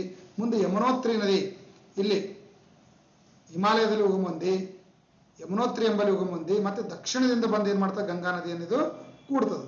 ಈ ಯಮುನಾ ನದಿಗೆ ಈ ಚಂಬಲ್ ಮತ್ತು ಬೆಟ್ವಾ ನದಿಗಳು ಬಂದು ಯಮುನಾ ನದಿ ಸೇರ್ತಾವೆ. ಮುಂದೆ ಬಂದ ಯಮುನಾ ನದಿ ಏನಾಗ್ತದೆ ಅಂದ್ರೆ ಗಂಗಾ ನದಿಯನ್ನು ಸೇರ್ತದೆ. ಹೀಗೆ ಇವು ದಕ್ಷಿಣದಿಂದ ಹೋಗಿ ಸೇರ್ತಕ್ಕಂಥ ನದಿಗಳು ಎಷ್ಟಂದ್ರೆ 4 ಗಂಗಾ ನದಿಯನ್ನು ಸೇರುವಂತ ನದಿಗಳು ಅಂತ ನಾವಿಲ್ಲಿ ಹೇಳ್ಬೋದು. ರೈಟ್ರಿ. ಯಮುನಾ ಮತ್ತು ಗೋಮತಿ ಇವೆರಡು ಗಂಗಾ ನದಿಯ ಇಲ್ಲಿ ಗೋಮತಿ ನದಿ ಬರ್ತದೆ ನೋಡಿ, ಗೋಮತಿ ನದಿ, ಇದು ಯಮುನಾ ನದಿ. Ramganga river passes through which national park? Ramganga river ಯಾವ ಒಂದು ನ್ಯಾಷನಲ್ ಪಾರ್ಕ್ ಅನ್ನ, ಯಾವ ಒಂದು ರಾಷ್ಟ್ರೀಯ ಉದ್ಯಾನವನದ ಮೂಲಕ ಹಾಯ್ದು ಹೋಗ್ತದೆ ನೋಡಿ. ರಾಮಗಂಗಾ ಒಂದು ರಿವರ್ ಎಲ್ಲಿ ಅಂದ್ರೆ ಉತ್ತರಾಖಂಡದಲ್ಲಿ ಬರ್ತಕ್ಕಂಥ ಒಂದು ನದಿ. ಈ ಉತ್ತರಾಖಂಡದಲ್ಲಿ ಬರ್ತಕ್ಕಂಥ ರಾಮಗಂಗಾ ನದಿ ಜಮ್ ಕಾರ್ಬೆಟ್ ನ್ಯಾಷನಲ್ ಪಾರ್ಕ್ ಅಂತ ಕರಿತೀವಿ. ಜಮ್ ಕಾರ್ಬೆಟ್ ನ್ಯಾಷನಲ್ ಪಾರ್ಕ್ ಇರೋದಿಲ್ಲ ಅಂತಂದ್ರೆ ಎಲ್ಲಿ ಉತ್ತರಾಖಂಡ ಇಲ್ಲಿ ಬರ್ತದೆ. ಇಲ್ಲಿ ಉತ್ತರಾಖಂಡ, ಈ ಉತ್ತರಾಖಂಡದಲ್ಲಿ ಬರ್ತಕ್ಕಂಥ ಒಂದು ಸಣ್ಣ ನದಿ ಅದು. ಸೊ ರಾಮಗಂಗಾ ನದಿ ಅದು ಯಾವ ಒಂದು ನ್ಯಾಷನಲ್ ಪಾರ್ಕ್ ಮೂಲಕ ಹಾಯ್ದು ಹೋಗ್ತದೆ? ಜಮ್ ಕಾರ್ಬೆಟ್ ನ್ಯಾಷನಲ್ ಪಾರ್ಕ್ ಮೂಲಕ ಹಾಯ್ದು ಹೋಗ್ತದೆ ಅಂತ ನಾವು ಇದನ್ನ ಹೇಳ್ತೀವಿ. ಇಲ್ಲಿ ರಾಮಗಂಗಾ ರಿವರ್. ಜೀಲಂ, ಜೇನಾಬ್, ರಾವಿ ನೋಡ್ರಿ, ಬಿಯಾಸ್ ನದಿ ಅಥವಾ ವಿಯಾಸ್ ನದಿ ಅಂತ ಕರೀತಾರೆ, ಸತ್ಲಜ್, ಇವು 5 ಪ್ರಮುಖವಾಗಿರ್ತಕ್ಕಂಥ ಉಪನದಿಗಳು. ಯಾವ ನದಿಯ ಉಪನದಿ ಅಂತ ನಾವು ಇದನ್ನ ಕರಿತೀವಿ? Are also tributaries of Jhelum, Chenab, Ravi, Beas ಮತ್ತು ಸತ್ಲಜ್. ಯಾವ ಒಂದು ನದಿಗಳ ಉಪನದಿಗಳು ಅಂದ್ರೆ ಇಂಡಸ್, ಅಥವಾ ಇದಕ್ಕೆ ಇನ್ನೊಂದು ಹೆಸರು ಇದೆ ಕನ್ನಡದಲ್ಲಿ ನಾವು ಇದಕ್ಕೆ ಸಿಂಧೂ ನದಿ ಅಂತ ಕರಿತೀವಿ. ಸಿಂಧೂ ನದಿಯ ಉಪನದಿಗಳು ಇಲ್ಲಿ ತೋರಿಸ್ತೀವಿ ನೋಡ್ರಿ. ಇಂಡಸ್, ಜೀಲಂ, ಚೆನಾಬ್, ರಾವಿ, ಸತ್ಲಜ್, ಇವು 5 ಪಂಚ ನದಿಗಳು ಅಂತ ಕರಿತೀವಿ ನಾವು ಇದಕ್ಕೆ. ಈ ಪಂಚ ನದಿಗಳು ಹಾಯ್ದು ಹೋಗಿದಂದ್ರೆ ಪಂಜಾಬ್ ಅಲ್ಲಿ ಹಾಯ್ದು ಹೋಗೋದ್ರಿಂದ ಪಂಚ ನದಿಗಳ ನಾಡು ಅಂತ ಪಂಜಾಬ್ ಅನ್ನ ಕರೀತಾರೆ. ರೈಟ್ರಿ. ಪಂಜಾಬದ ಒಂದಿಷ್ಟು ಭಾಗ ಭಾರತದಲ್ಲಿದ್ರೆ ಇನ್ನೊಂದಿಷ್ಟು ಭಾಗ ಏನಾಗಿದೆ ಪಾಕಿಸ್ತಾನದಲ್ಲಿ ಹೋಗಿದೆ. ಹೀಗಾಗಿ ಇದಕ್ಕೆ ಪಂಜಾಬ್ ಅಂತೇಳಿ ಹೆಸರು ಬಂತು. 5 ನದಿಗಳ ನಾಡು ಹಾಯ್ದು ಹೋಗಿದ್ರಿಂದ ಇದಕ್ಕೆ ಪಂಜಾಬ್ ಅಂತೇಳಿ ಇದನ್ನ ಹೆಸರಿಂದ ಕರೆಯಲಾಗ್ತದೆ. ಇವೆಲ್ಲ ಸಿಂಧೂ ನದಿಯ ಉಪನದಿಗಳಿವೆಲ್ಲ. Which of the following is the largest river originated from the peninsular region of India? ನೋಡಿ, ಪೆನಿನ್ಸುಲಾರ್ ರೀಜನ್ ಅಂತಂದ್ರೆ ಏನು? ದಕ್ಕನ್ ಪ್ರಸ್ಥಭೂಮಿ. ಈ ದಕ್ಕನ್ ಪ್ರಸ್ಥಭೂಮಿಯಲ್ಲಿ ಇರ್ತಕ್ಕಂಥ ಅತಿ ಉದ್ದವಾದ ನದಿ ಯಾವುದು ಅಂತ ಕೇಳಿದ್ದಾರೆ ನೋಡಿ. ಕಾವೇರಿ, ಮಹಾನದಿ, ನರ್ಮದಾ ಮತ್ತು ಗೋದಾವರಿ. ನರ್ಮದಾ ನದಿ ಪಶ್ಚಿಮಕ್ಕೆ ಹರಿಯುವ ನದಿ. ಕಾವೇರಿ ನದಿ ಕರ್ನಾಟಕದ ತಲಕಾವೇರಿ ಎಂಬಲ್ಲಿ ಉಗಮ ಹೊಂದದ. ಮಹಾನದಿ ಒರಿಸ್ಸಾದಲ್ಲಿ ಹರಿತಕ್ಕಂಥ ನದಿ. ಇಲ್ಲಿ ತ್ರಯಂಬಕೇಶ್ವರ ಎಂಬಲ್ಲಿ ಅದು ಶಿವಾ ಬೆಟ್ಟಗಳಲ್ಲಿ ಉಗಮ ಹೊಂದಿ ಪೂರ್ವಾಭಿಮುಖವಾಗಿರ್ತದೆ, ಒರಿಸ್ಸಾದಲ್ಲಿ ಇರ್ತದೆ. ಗೋದಾವರಿ ನದಿ ಮಹಾರಾಷ್ಟ್ರದ ತ್ರಯಂಬಕೇಶ್ವರ ಎಂಬಲ್ಲಿ ಉಗಮ ಹೊಂದಿ ಮಹಾರಾಷ್ಟ್ರ, ಆಂಧ್ರ ಪ್ರದೇಶ ನೋಡ್ರಿ, ತೆಲಂಗಾಣ ರೈಟ್ರಿ ಮತ್ತೆ ಒರಿಸ್ಸಾದ ಮೂಲಕ ಹಾಯ್ದು ಇದು ಬಂಗಾಳ ಕೊಲ್ಲಿಯನ್ನು ಸೇರ್ತದೆ. ಹೀಗಾಗಿ 1465 ಕಿಲೋಮೀಟರ್ ಇರತಕ್ಕಂಥ ಒಂದು ನದಿ ಇದು. ಹೀಗಾಗಿ ದಕ್ಷಿಣ ಭಾರತದಲ್ಲಿ ಅತ್ಯಂತ ಉದ್ದವಾಗಿರ್ತಕ್ಕಂಥ ಲಾರ್ಜೆಸ್ಟ್ ರಿವರ್ ಇನ್ ಪೆನಿನ್ಸುಲಾರ್ ಅಂದ್ರೆ ದಕ್ಕನ ಪ್ರಸ್ಥಭೂಮಿಯಲ್ಲೇನೆ ಅತಿ ಉದ್ದವಾಗಿರ್ತಕ್ಕಂಥ ನದಿ ಯಾವ್ದಂದ್ರೆ ಗೋದಾವರಿ ನದಿ. ಈ ಗೋದಾವರಿ ಬಿಟ್ಟರೆ ನೆಕ್ಸ್ಟ್ ಬರ್ತಕ್ಕಂಥದ್ದು ಕೃಷ್ಣಾ ನದಿ. ಮಹಾಬಲೇಶ್ವರ ಎಂಬಲ್ಲಿ, ಮಹಾರಾಷ್ಟ್ರ ಮಹಾಬಲೇಶ್ವರ ಎಂಬಲ್ಲಿ ಹೊಂದಿ ಕರ್ನಾಟಕ, ಆಂಧ್ರ ಪ್ರದೇಶದ ಮೂಲಕ ಹಾಯ್ದು ಇದು ಬಂಗಾಳ ಕೊಲ್ಲಿಯನ್ನು ಸೇರ್ತದೆ. ಕೃಷ್ಣಾ ನದಿ ಉದ್ದ ಎಷ್ಟದಂದ್ರೆ 1400 ಕಿಲೋಮೀಟರ್ ಇದೆ. ಇದು ದಕ್ಷಿಣ ಭಾರತದ ಎರಡನೇ ಉದ್ದವಾದ ನದಿ ಯಾವುದು? ಕೃಷ್ಣಾ ನದಿ. ಮೊದಲನೇ ಉದ್ದವಾದ ನದಿ ಯಾವುದು? ಗೋದಾವರಿ ನದಿ. ತ್ರಂಬಕೇಶ್ವರ ಎಂಬಲ್ಲಿ ಉಗಮ ಹೊಂದದ. ಇಲ್ಲಿದೆ ನೋಡಿ, ಮಹಾರಾಷ್ಟ್ರದ ತ್ರಂಬಕೇಶ್ವರ ಎಂಬಲ್ಲಿ ಉಗಮ ಹೊಂದಿ ಮುಂದೆ ಏನಾಗ್ತದೆ ಅಂದ್ರೆ ಇದು ಬಂಗಾಳಪಲ್ಲಿಯನ್ನು ಸೇರ್ತದೆ. ಇದು ಎರಡನೇ ಉದ್ದವಾದ ನದಿ ಯಾವುದಂದ್ರೆ ಕೃಷ್ಣಾ ನದಿ. ಇದು ಮಹಾಬಲೇಶ್ವರ ಎಂಬಲ್ಲಿ ಉಗಮ ಹೊಂದದ. ಇದಕ್ಕೆ ತುಂಗಭದ್ರಾ ಮತ್ತು ಭೀಮಾ ಎಂಬ ಎರಡು ಉಪನದಿಗಳನ್ನ ನಾವು ಕೃಷ್ಣಾ ನದಿಗೆ ಕಾಣಬಹುದು. ಲಾಂಗೆಸ್ಟ್ ರಿವರ್ ಆಫ್ ಪೆನಿನ್ಸುಲಾರ್ ನೋಡಿ, ಮತ್ತೆ ಇದೇ ಕ್ವಶನ್ ಬಂತು. ಆನ್ಸರ್ ಏನಾವದಿಲ್ಲಿ? ಗೋದಾವರಿ ರಿವರ್. ನೋಡಿ, ಭಾರತ ನದಿ ದಂಡೆಯಲ್ಲಿ ಇರ್ತಕ್ಕಂಥ ನಗರಗಳು ಅಂತ ಕೇಳ್ತಾರೆ ಕ್ವಶನ್. ಇದನ್ನು ಸ್ಕ್ರೀನ್ ಶಾಟ್ ತೆಗೆದುಕೊಡ್ರಿ. ಆಗ್ರಾ ಯಾವ ನದಿ ದಂಡೆಯಲ್ಲಿ? ಯಮುನಾ ನದಿ. ಅಯೋಧ್ಯ ಸರಯೂ ನದಿ ದಂಡೆಯಲ್ಲಿ. ಕಟಕ್ ಮಹಾನದಿ ದಂಡೆಯಲ್ಲಿ. ಹರಿದ್ವಾರ್ ಗಂಗಾ ನದಿ ದಂಡೆಯಲ್ಲಿ. ಕಾನ್ಪುರ್ ಗಂಗಾ ನದಿ ದಂಡೆಯಲ್ಲಿ. ಲಕ್ನೋ ಗೋಮತಿ ನದಿ ದಂಡೆಯಲ್ಲಿ. ಲೂಧಿಯಾನ ಸತ್ಲಜ್ ನದಿ ದಂಡೆಯಲ್ಲಿ. ಶ್ರೀನಗರ್ ಜೀಲಂ ನದಿ ದಂಡೆಯಲ್ಲಿ. ವಾರಣಾಸಿ ಗಂಗಾ ನದಿ ದಂಡೆಯಲ್ಲಿ. ವಿಜಯವಾಡ ಕೃಷ್ಣಾ ನದಿ ದಂಡೆಯಲ್ಲಿ. ಪಂಢರಪುರ ಭೀಮಾ ನದಿ ದಂಡೆಯಲ್ಲಿ. ನಾಸಿಕ್ ಮಹಾರಾಷ್ಟ್ರದಲ್ಲಿ ಗೋದಾವರಿ ನದಿ ದಂಡೆಯಲ್ಲಿ. ತಿರುಚನಾಪಳ್ಳಿ ಕಾವೇರಿ ನದಿ ದಂಡೆಯಲ್ಲಿ. ಬದ್ರಿನಾಥ್ ಅಲಕಾನಂದಿ ನದಿ ದಂಡೆಯಲ್ಲಿ. ಕೋಲ್ಕತ್ತಾ ಹುಗ್ಲಿ ನದಿ ದಂಡೆಯಲ್ಲಿ. ಪಟ್ನಾ ಗಂಗಾ ನದಿ ದಂಡೆಯಲ್ಲಿ. ಜೈಪುರ್ ಲೂನಿ ನದಿ ದಂಡೆಯಲ್ಲಿ. ಲೋಹಾ ಸಿಂಧು ನದಿ ದಂಡೆಯಲ್ಲಿ. ಫಿರೋಜ್ಪುರ್ ಸತ್ಲಜ್ ನದಿ ದಂಡೆಯಲ್ಲಿ. ಅಫ್ಜಲ್ಪುರ್ ನರ್ಮದಾ ನದಿ ದಂಡೆಯಲ್ಲಿ. ಆಮೇಲೆ ಹೈದರಾಬಾದ್ ಮೂಸಿ ನದಿ ದಂಡೆಯಲ್ಲಿ. ಇನ್ನೂ ಕೆಲವೊಂದಿಷ್ಟು ಅದಾವು, ನೀವು ಅದನ್ನ ಲಿಸ್ಟ್ ಮಾಡಿ ಬರೀರಿ. ಇದ್ರ ಮೇಲೆ ಎಲ್ಲ ಒಂದು ಕಾಂಪಿಟೇಟಿವ್ ಎಕ್ಸಾಮ್ಗಳಿಗೆ ಇದ್ರ ಮೇಲೆ ಕ್ವಶನ್ಗಳು ಬರುವಂತ ಚಾನ್ಸ್ ಇರ್ತದೆ. Kolleru lake is the southern part of Andhra Pradesh is situated on the delta of two rivers. ಎರಡು ನದಿಗಳ ಮಧ್ಯದಲ್ಲಿ ಬರ್ತಕ್ಕಂಥ ಒಂದು ಮುಖಜ ಭೂಮಿಯಲ್ಲಿ ನೋಡ್ರಿ, ಎರಡು ನದಿಗಳ ಮಧ್ಯದಲ್ಲಿ ಬರ್ತಕ್ಕಂಥ ಮುಖಜ ಭೂಮಿಯಲ್ಲಿ ಈ ಕೊಲ್ಲೇರು ಸರೋವರ ಇದೆ ಆಂಧ್ರ ಪ್ರದೇಶದೊಳಗೆ. ಆ ಎರಡು ನದಿಗಳು ಯಾವುವು? ಯಾವುದು? ಇದು ಗೋದಾವರಿ ನದಿ, ಇದು ಕೃಷ್ಣಾ ನದಿ. ಆಂಧ್ರ ಪ್ರದೇಶದಲ್ಲಿ ಮಧ್ಯದಲ್ಲಿ ಇರತಕ್ಕಂಥ ಅಂದ್ರೆ ಎರಡು ನದಿಗಳ ಮಧ್ಯದಲ್ಲಿ ಈ ಒಂದು ಸರೋವರ ಕಂಡು ಬರ್ತದೆ. ಇಲ್ಲಿದೆ ನೋಡಿ, ಕೊಲ್ಲೇರು ಸರೋವರ ಇಲ್ಲಿ ಕಂಡು ಬರ್ತದೆ. ಇಲ್ಲಿ ಕೃಷ್ಣಾ ನದಿ ಇದೆ, ಇಲ್ಲಿ ಗೋದಾವರಿ ನದಿ ಇದೆ. ಇವೆರಡು ನದಿಗಳ ಮಧ್ಯದಲ್ಲಿ ಕೊಲ್ಲೇರು ಸರೋವರ ಕಾಣಬಹುದು. ಈಗಾಗಲೇ ನಾವು ವಿಡಿಯೋದಲ್ಲಿ ಸರೋವರಗಳ ಬಗ್ಗೆ ನಾನು ಹೇಳಿದೆ ನಿಮಗೆ. ಅದನ್ನು ನೀವು ನೋಡಿದ್ರೆ ಫಿಕ್ಸ್ ಒಂದು ಕ್ವಶನ್, ಎಲ್ಲ ಕಾಂಪಿಟೇಟಿವ್ ಎಕ್ಸಾಮ್ಗಳಿಗೆ ಕ್ವಶನ್ಗಳು ಬರಬಹುದು. Which one of the following two river set the world largest delta before falling into its own sea? ಅತಿ ದೊಡ್ಡ ಒಂದು ಮುಖಜ ಭೂಮಿ ನಿರ್ಮಾಣ ಮಾಡಿರ್ತಕ್ಕಂಥ ಎರಡು ನದಿಗಳು ಯಾವುವು ಅಂತ ಕೇಳಿದ್ದಾರೆ ನೋಡ್ರಿ. RRB JEE 2014 ಅಲ್ಲಿ ಕೇಳಿರ್ತಕ್ಕಂಥ ಕ್ವಶನ್ ಇದು ನೋಡ್ರಿ. ಎರಡು ಡೆಲ್ಟಾಗಳ ಮುಖಜ ಭೂಮಿಗಳು ನಮ್ಮ ದೇಶದಲ್ಲಿ ಒಟ್ಟ ಒಂದು ಕೃಷ್ಣಾ ಮತ್ತು ಗೋದಾವರಿ ಡೆಲ್ಟಾ ಮುಖಜ ಭೂಮಿ, ಇವೆರಡು ನದಿಗಳ ಮಧ್ಯದಲ್ಲಿ ಬರ್ತಕ್ಕಂಥ ಒಂದು ಡೆಲ್ಟಾ. ಇನ್ನೊಂದು ಗಂಗಾ ಮತ್ತು ಬ್ರಹ್ಮಪುತ್ರ ನದಿ ಮಧ್ಯದಲ್ಲಿ ಬರ್ತಕ್ಕಂಥ ಒಂದು ಡೆಲ್ಟಾ. ಒಂದು ನಿಮಿಷ ಮ್ಯಾಪ್ ಅಲ್ಲಿ ನಿಮಗೆ ತೋರಿಸ್ತೀನಿ. ಓಕೆ, ಇಲ್ಲಿ ಬರ್ತದೆ ನೋಡಿ. ಇದು ಬ್ರಹ್ಮಪುತ್ರ ನದಿ, ಇದು ಗಂಗಾ ನದಿ. ಇವೆರಡೂ ನದಿಗಳ ಮಧ್ಯದಲ್ಲಿ ದೊಡ್ಡ ಪ್ರಮಾಣದಲ್ಲಿ ಇದು ಮುಖಜ ಭೂಮಿ ನಿರ್ಮಾಣ ಆಗಿದೆ. ಇದು ಏಷ್ಯಾದಲ್ಲೇ ಅತಿ ದೊಡ್ಡದಾಗಿರ್ತಕ್ಕಂಥ ಮುಖಜ ಭೂಮಿ ಅಂತ, ಭಾರತದಲ್ಲೇ ದೊಡ್ಡದಾಗಿರ್ತಕ್ಕಂಥ ಮುಖಜ ಭೂಮಿ. ಇದು ಎರಡನೇ ದೊಡ್ಡದಾಗಿರ್ತಕ್ಕಂಥ ಒಂದು ಮುಖಜ ಭೂಮಿ ಅಂತ ನಾವು ಹೇಳ್ತೀವಿ. ರೈಟ್ ರೀ. Delhi situated on the banks of river. Delhi ಯಾವ ನದಿ ದಂಡೆಯಲ್ಲಿದೆ? ಯಾವ ನದಿ ದಂಡೆಯಲ್ಲಿ? ಯಮುನಾ ನದಿ ದಂಡೆಯಲ್ಲಿ. ಜಸ್ಟ್ ನಾವು ಅದನ್ನ ಡಿಸ್ಕಷನ್ ಮಾಡಿದ್ದೀವಿ. The Narmada and Tapi R flowing towards which direction? Narmada ಮತ್ತು ತಪತಿ ನದಿಗಳು ಯಾವ ಒಂದು ದಿಕ್ಕಿನಲ್ಲಿ ಹರಿತವೆ ನೋಡ್ರಿ. ಭಾರತ ಪಶ್ಚಿಮಕ್ಕೆ ಹರಿಯುವ ಅತಿ ಉದ್ದವಾದ ನದಿನೇ ಯಾವ್ದಪ್ಪ ಅಂತಂದ್ರೆ ನರ್ಮದಾ ನದಿ. ತಪ್ತಿ ನದಿಯು ಸಹ ತಳಗೆ ವಿಂಧ್ಯ ಮತ್ತು ಸಾತ್ಪುರ ಬೆಟ್ಟಗಳ ಒಂದು ಅಲ್ಲಿ ಹೋಗುವಂತಕ್ಕಂಥ ಒಂದು ನದಿ ಅಂತ ನಾವು ಇದನ್ನು ನೋಡಬಹುದು. ಒಂದು ನಿಮಿಷ. ರೈಟ್, ಇಲ್ಲಿದೆ ನೋಡ್ರಿ ನರ್ಮದಾ ನದಿ.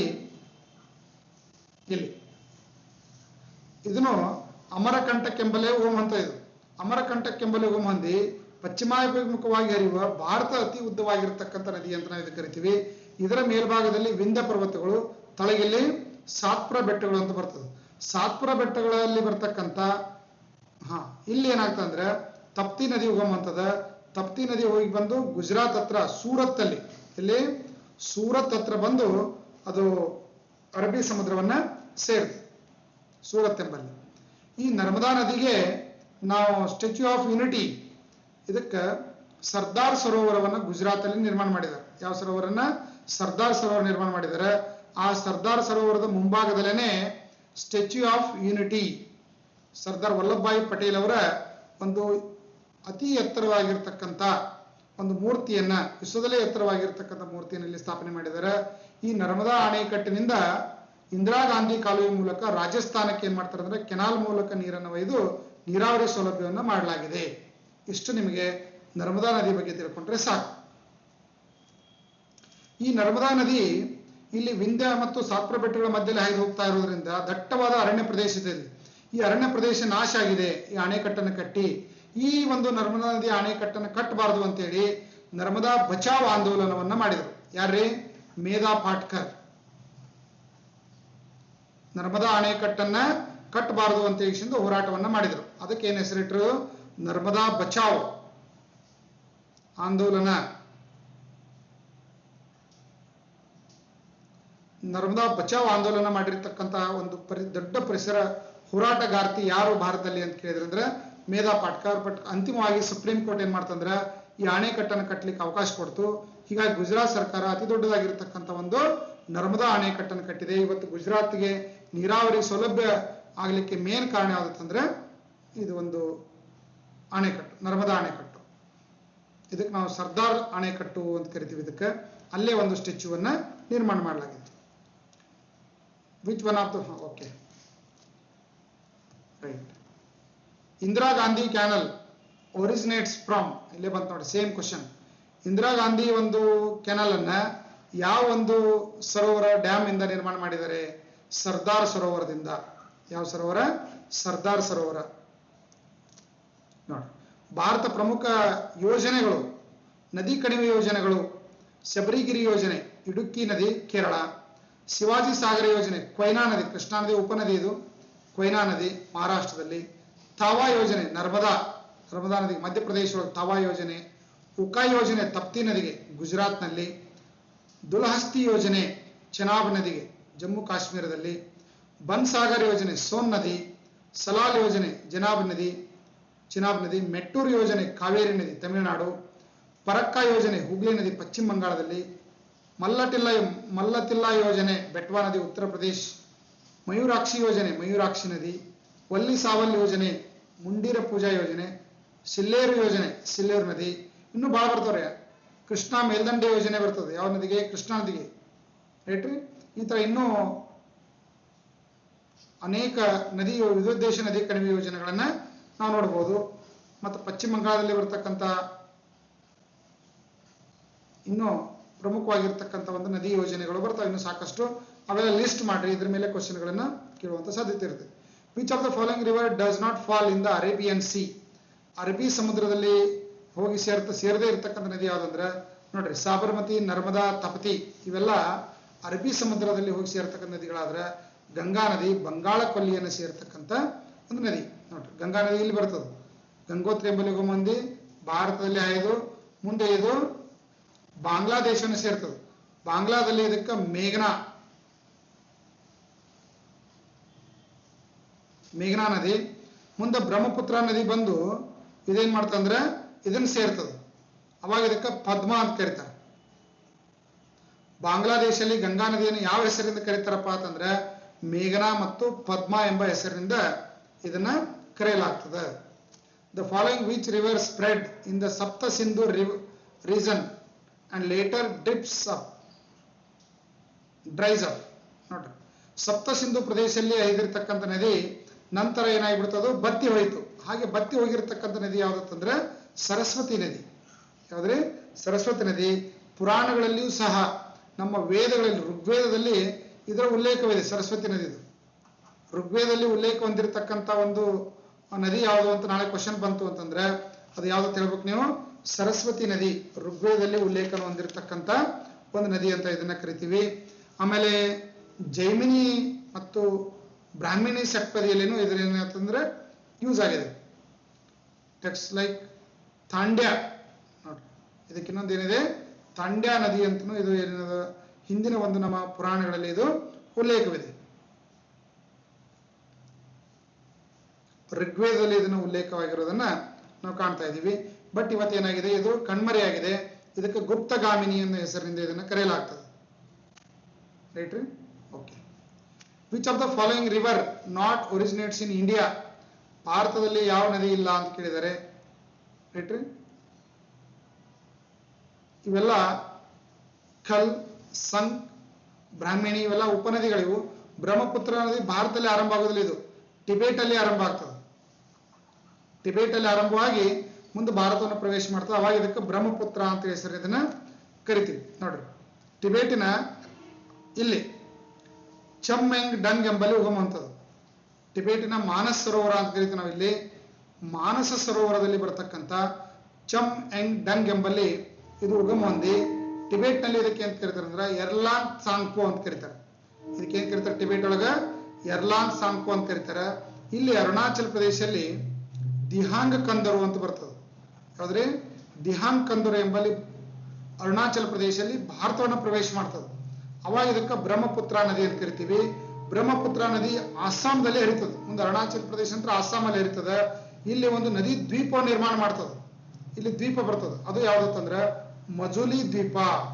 ಭಾರತದಲ್ಲಿ ಅತಿ ದೊಡ್ಡದಾಗಿರ್ತಕ್ಕಂಥ ಒಂದು ನದಿ ದ್ವೀಪ ಯಾವ್ದಂದ್ರೆ ಮಜುಲಿ ದ್ವೀಪ. ಮೋಸ್ಟ್ ಇಂಪಾರ್ಟೆಂಟ್ ಆಗಿರ್ತಕ್ಕಂಥದ್ದು.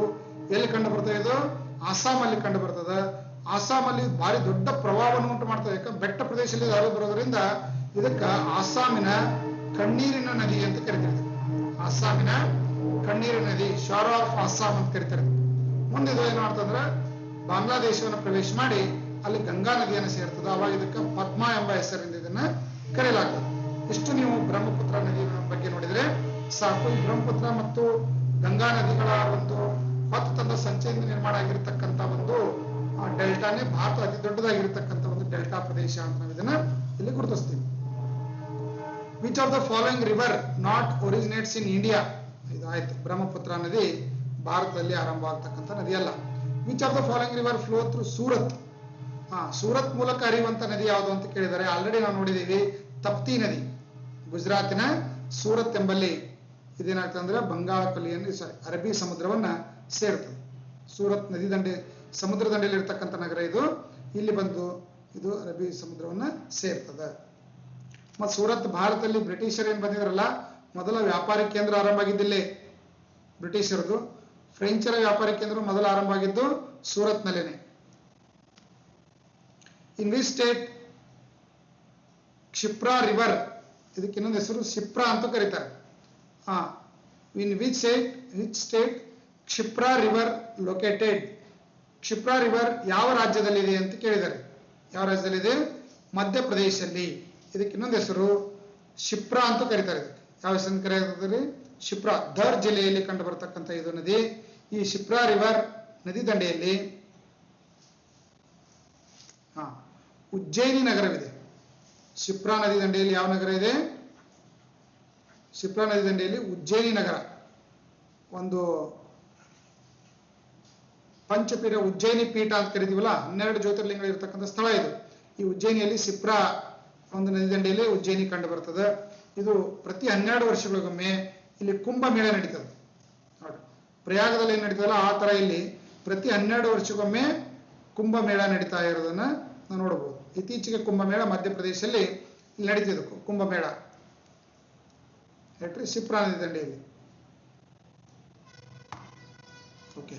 ಇನ್ which direction Chambal, Betwa and Son river flows? Chambal, Betwa ಮತ್ತು ಸೋನ್ ನದಿಗಳು ಯಾವ ಒಂದು ದಿಕ್ಕಿನಲ್ಲಿ ಹರಿತವೆ ಅಂತ ಕೇಳಿದ್ದಾರೆ. ಯಾವ ದಿಕ್ಕಿನಲ್ಲಿ? ಉತ್ತರದಲ್ಲಿ.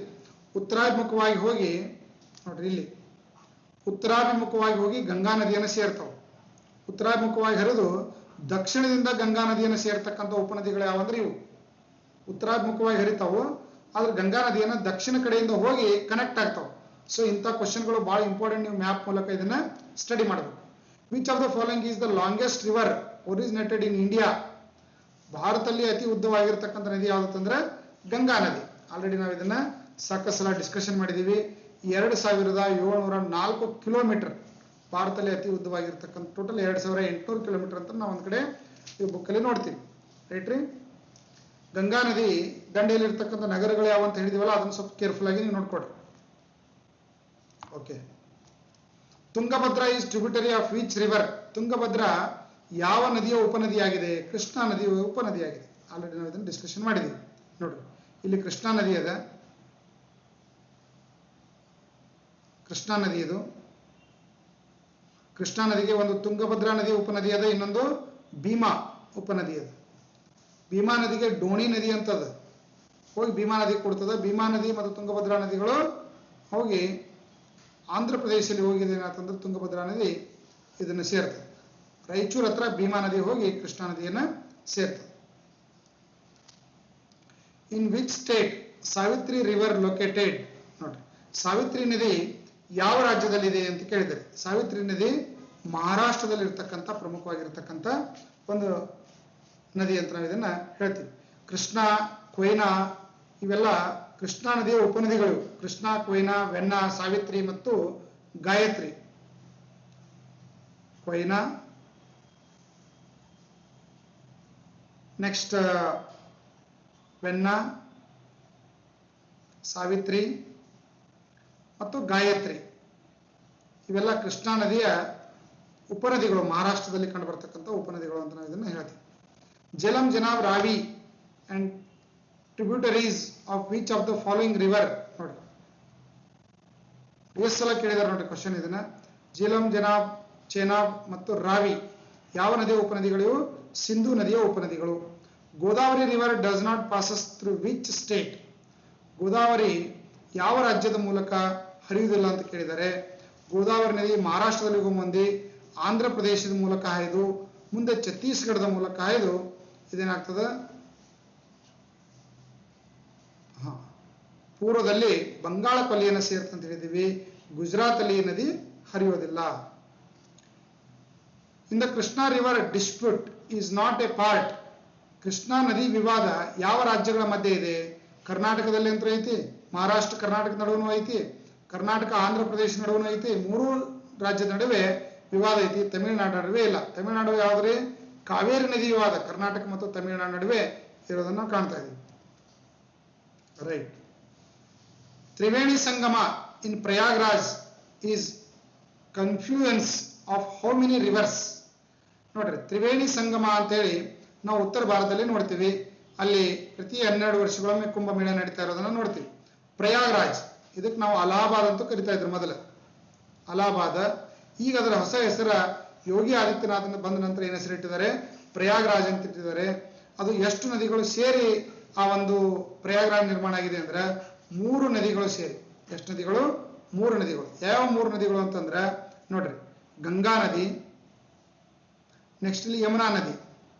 ಇವೆರಡು ಗಂಗಾ ನದಿ ಒಳಗನೆ ಮಿಕ್ಸ್ ಆಗಿ ಕಣ್ಮರೆ ಆಗಿರ್ತಕ್ಕಂಥ ನದಿ ಯಾವುದಂದ್ರೆ ಸರಸ್ವತಿ ನದಿ. ಗಂಗಾ, ಸರಸ್ವತಿ ಮತ್ತು ಯಮುನಾ ಈ 3 ನದಿಗಳ ಸಂಗಮವೇ ಯಾವುದಂದ್ರೆ ತ್ರಿವೇಣಿ ಸಂಗಮ ಅಥವಾ ಪ್ರಯಾಗ್ ಅಂತ ಕರೀತಾರೆ. ಇದಕ್ಕೆ ಪ್ರಯಾಗದ ಮೊದಲ ಹೆಸರು ಏನಂತಂದ್ರೆ ಪ್ರಯಾಗ್ ರಾಜ್ ಇತ್ತು.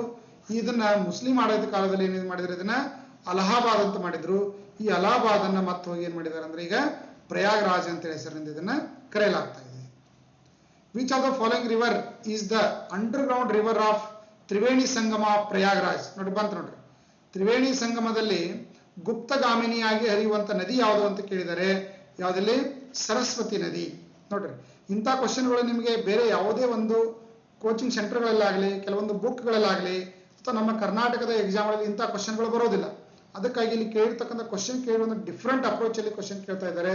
ನೀವು ಸೆಂಟ್ರಲ್ ಗೌರ್ಮೆಂಟ್ ಎಕ್ಸಾಮ್ ಪ್ರಿಪೇರ್ ಆಗ್ತಕ್ಕಂಥವ್ರು ಈ ತರ ಇಲ್ಲಿ ನೀವು ಇಲ್ಲಿ ರೆಡಿ ಆಗ್ಬೇಕಾಗ್ತದೆ. Pranhita river with the water of Penganga river, Penganga river and Wainganga river in the largest tributary of Godavari river. ನೋಡ್ರಿ, ಗೋದಾವರಿ ನದಿಯ ಉಪನದಿಗಳು ಯಾವುವು? ವೇನ್ಗಂಗಾ ಮತ್ತು ಪೇನ್ಗಂಗಾ. ಎಲ್ಲಿದು? ಮಹಾರಾಷ್ಟ್ರದಲ್ಲಿ. ರೈಟ್ರಿ. ಇದು ಯಾವ ಒಂದು ನದಿಗಳ ಉಪನದಿಗಳು ಅಂತ ಕೇಳಿದರೆ ವಾರ್ಧಾ ನದಿ. ಮಹಾರಾಷ್ಟ್ರದಲ್ಲಿ ಬರ್ತಕ್ಕಂಥದ್ದು ಯಾವುದಿದು? ವಾರ್ಧಾ ನದಿ. ಗೋದಾವರಿ ನದಿಯ ಉಪನದಿಗಳು. After entering Bangladesh by which name is main branch of Ganga known? Ganga ನದಿಗೆ ಯಾವ ಹೆಸರಿನಿಂದ ಕರೆಯಲಾಗ್ತದೆ? ಯಾವ ನದಿಗೆ? ಪದ್ಮಾ ಎಂಬ ಹೆಸರಿನಿಂದ. ಬಾಂಗ್ಲಾದೇಶವನ್ನು ಪ್ರವೇಶ ಮಾಡಿದ ಗಂಗಾ ನದಿಯನ್ನ ಯಾವ ಹೆಸರಿಂದ ಕರೆಯಲಾಗ್ತದೆ? ಪದ್ಮಾ ಮತ್ತು ಮೇಘನಾ ಹೆಸರಿನಿಂದ ಕರೆಯಲಾಗ್ತದೆ. ಇಲ್ಲಿ ನೋಡಿ ಪದ್ಮ ಗಂಗಾ ನದಿಯಲ್ಲಿ ಪ್ರವೇಶ ಮಾಡಿದ್ದು ಇದಕ್ಕೆ ಏನು ಹೆಸರು ಬಂತು ಇದಕ್ಕೆ ಪದ್ಮ ಎಂಬ ಹೆಸರಿಂದ ಕರೆಯಲಾಗಿದೆ Kalindi river is another name of ಯಾವ ನದಿಯನ್ನ ಕಾಲಿಂದಿ ರಿವರ್ ಅನ್ನ ಯಾವ ನದಿಯ ಇನ್ನೊಂದು ಹೆಸರಿಂದ ಅದನ್ನ ಕರೆಯಲಾಗ್ತಾ ಇದೆ ಯಮುನಾ ನದಿಯನ್ನ ಕಾಲಿಂದಿ ರಿವರ್ ಅಂತ ಇದನ್ನ ಕಲಿಂದಿ ನದಿ ಅಂತ ಇದನ್ನ ಕರೆಯಲಾಗ್ತದೆ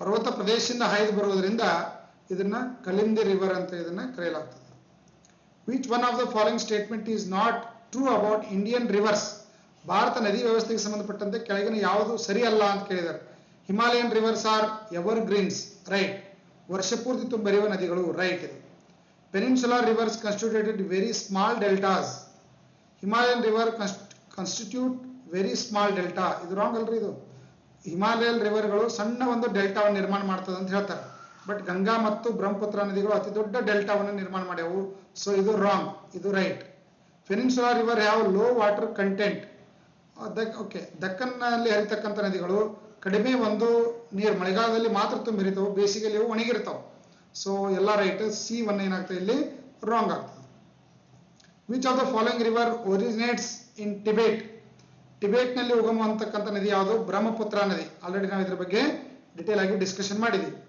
ರೈಟ್ ರೀ okay which is the nickname of Yarlung Tsangpo ಯಾವ ನದಿಗೆ ಎರ್ಲಂಗ್ ಸಾಂಗ್ಪೋ ಅಂತ ಕರೆಯಲಾಗ್ತದೆ ಬ್ರಹ್ಮಪುತ್ರ ನದಿಗೆ ಟಿಬೇಟ್ನಲ್ಲಿ ಎರ್ಲಂಗ್ ಸಾಂಗ್ಪೋ ಅಂತ ಇದನ್ನ ಕರೆಯಲಾಗ್ತದೆ ಸೊ ಇಷ್ಟು ನಾನು ಡಿಟೇಲ್ ಆಗಿ ಇಲ್ಲಿ ಡಿಸ್ಕಷನ್ ಮಾಡಿದ್ದೀನಿ ಬಹಳಷ್ಟು ದೊಡ್ಡ ವಿಡಿಯೋ ಆಗಿರ್ಬೋದು ಬಟ್ ಡಿಟೇಲ್ ಆಗಿ ಡಿಸ್ಕಷನ್ ಮಾಡಿರ್ತೀವಿ ಇದು ನಿಮಗೆ ಲೈಕ್ ಆಗಿರ್ಬೋದು ಇದನ್ನು ಸಬ್ಸ್ಕ್ರೈಬ್ ಮಾಡಿ ಲೈಕ್ ಮಾಡಿ ಜೊತೆ ನಿಮ್ಮೆಲ್ಲ ಸ್ನೇಹಿತರಿಗೆ ಶೇರ್ ಮಾಡಿ ಮತ್ತು ಈ ವಿಡಿಯೋ ನಿಮಗೆ ಯಾವ ಥರ ಯೂಸ್ಫುಲ್ ಆಯಿತು ಅನ್ನೋದನ್ನ ಕಮೆಂಟ್ಸ್ ಮೂಲಕ ತಿಳಿಸಿ ಸೊ ಕಂಟಿನ್ಯೂ ಆಗಿ ನಾನು ವಿಡಿಯೋ ಕ್ಲಾಸನ್ನು ಮಾಡ್ತಿರ್ತೀನಿ ರಾತ್ರಿ 9 ರಿಂದ 10 ಪ್ರತಿದಿನ ಲೈವ್ ಕ್ಲಾಸ್ ಇರ್ತದೆ ನೀವು ಲೈವ್ ಕ್ಲಾಸ್ಗೆ ಜಾಯ್ನ್ ಆಗ್ಬೋದು bank railway SSC police PSI ಎಲ್ಲ ಎಕ್ಸಾಮ್ಗೂ ಯೂಸ್ಫುಲ್ ಆಗಿರ್ತಕ್ಕಂಥ ಜನರಲ್ ನಾಲೆಜ್ ಮೆಂಟಲ್ ಅಬಿಲಿಟಿ ಮತ್ತು ಜನರಲ್ ಮ್ಯಾಥ್ಸ್ ನಾನು ನಿಮ್ಮ ಜೊತೆಯಲ್ಲಿ ಡಿಸ್ಕಷನ್ ಮಾಡ್ತೀನಿ ಧನ್ಯವಾದಗಳು ಥ್ಯಾಂಕ್ ಯು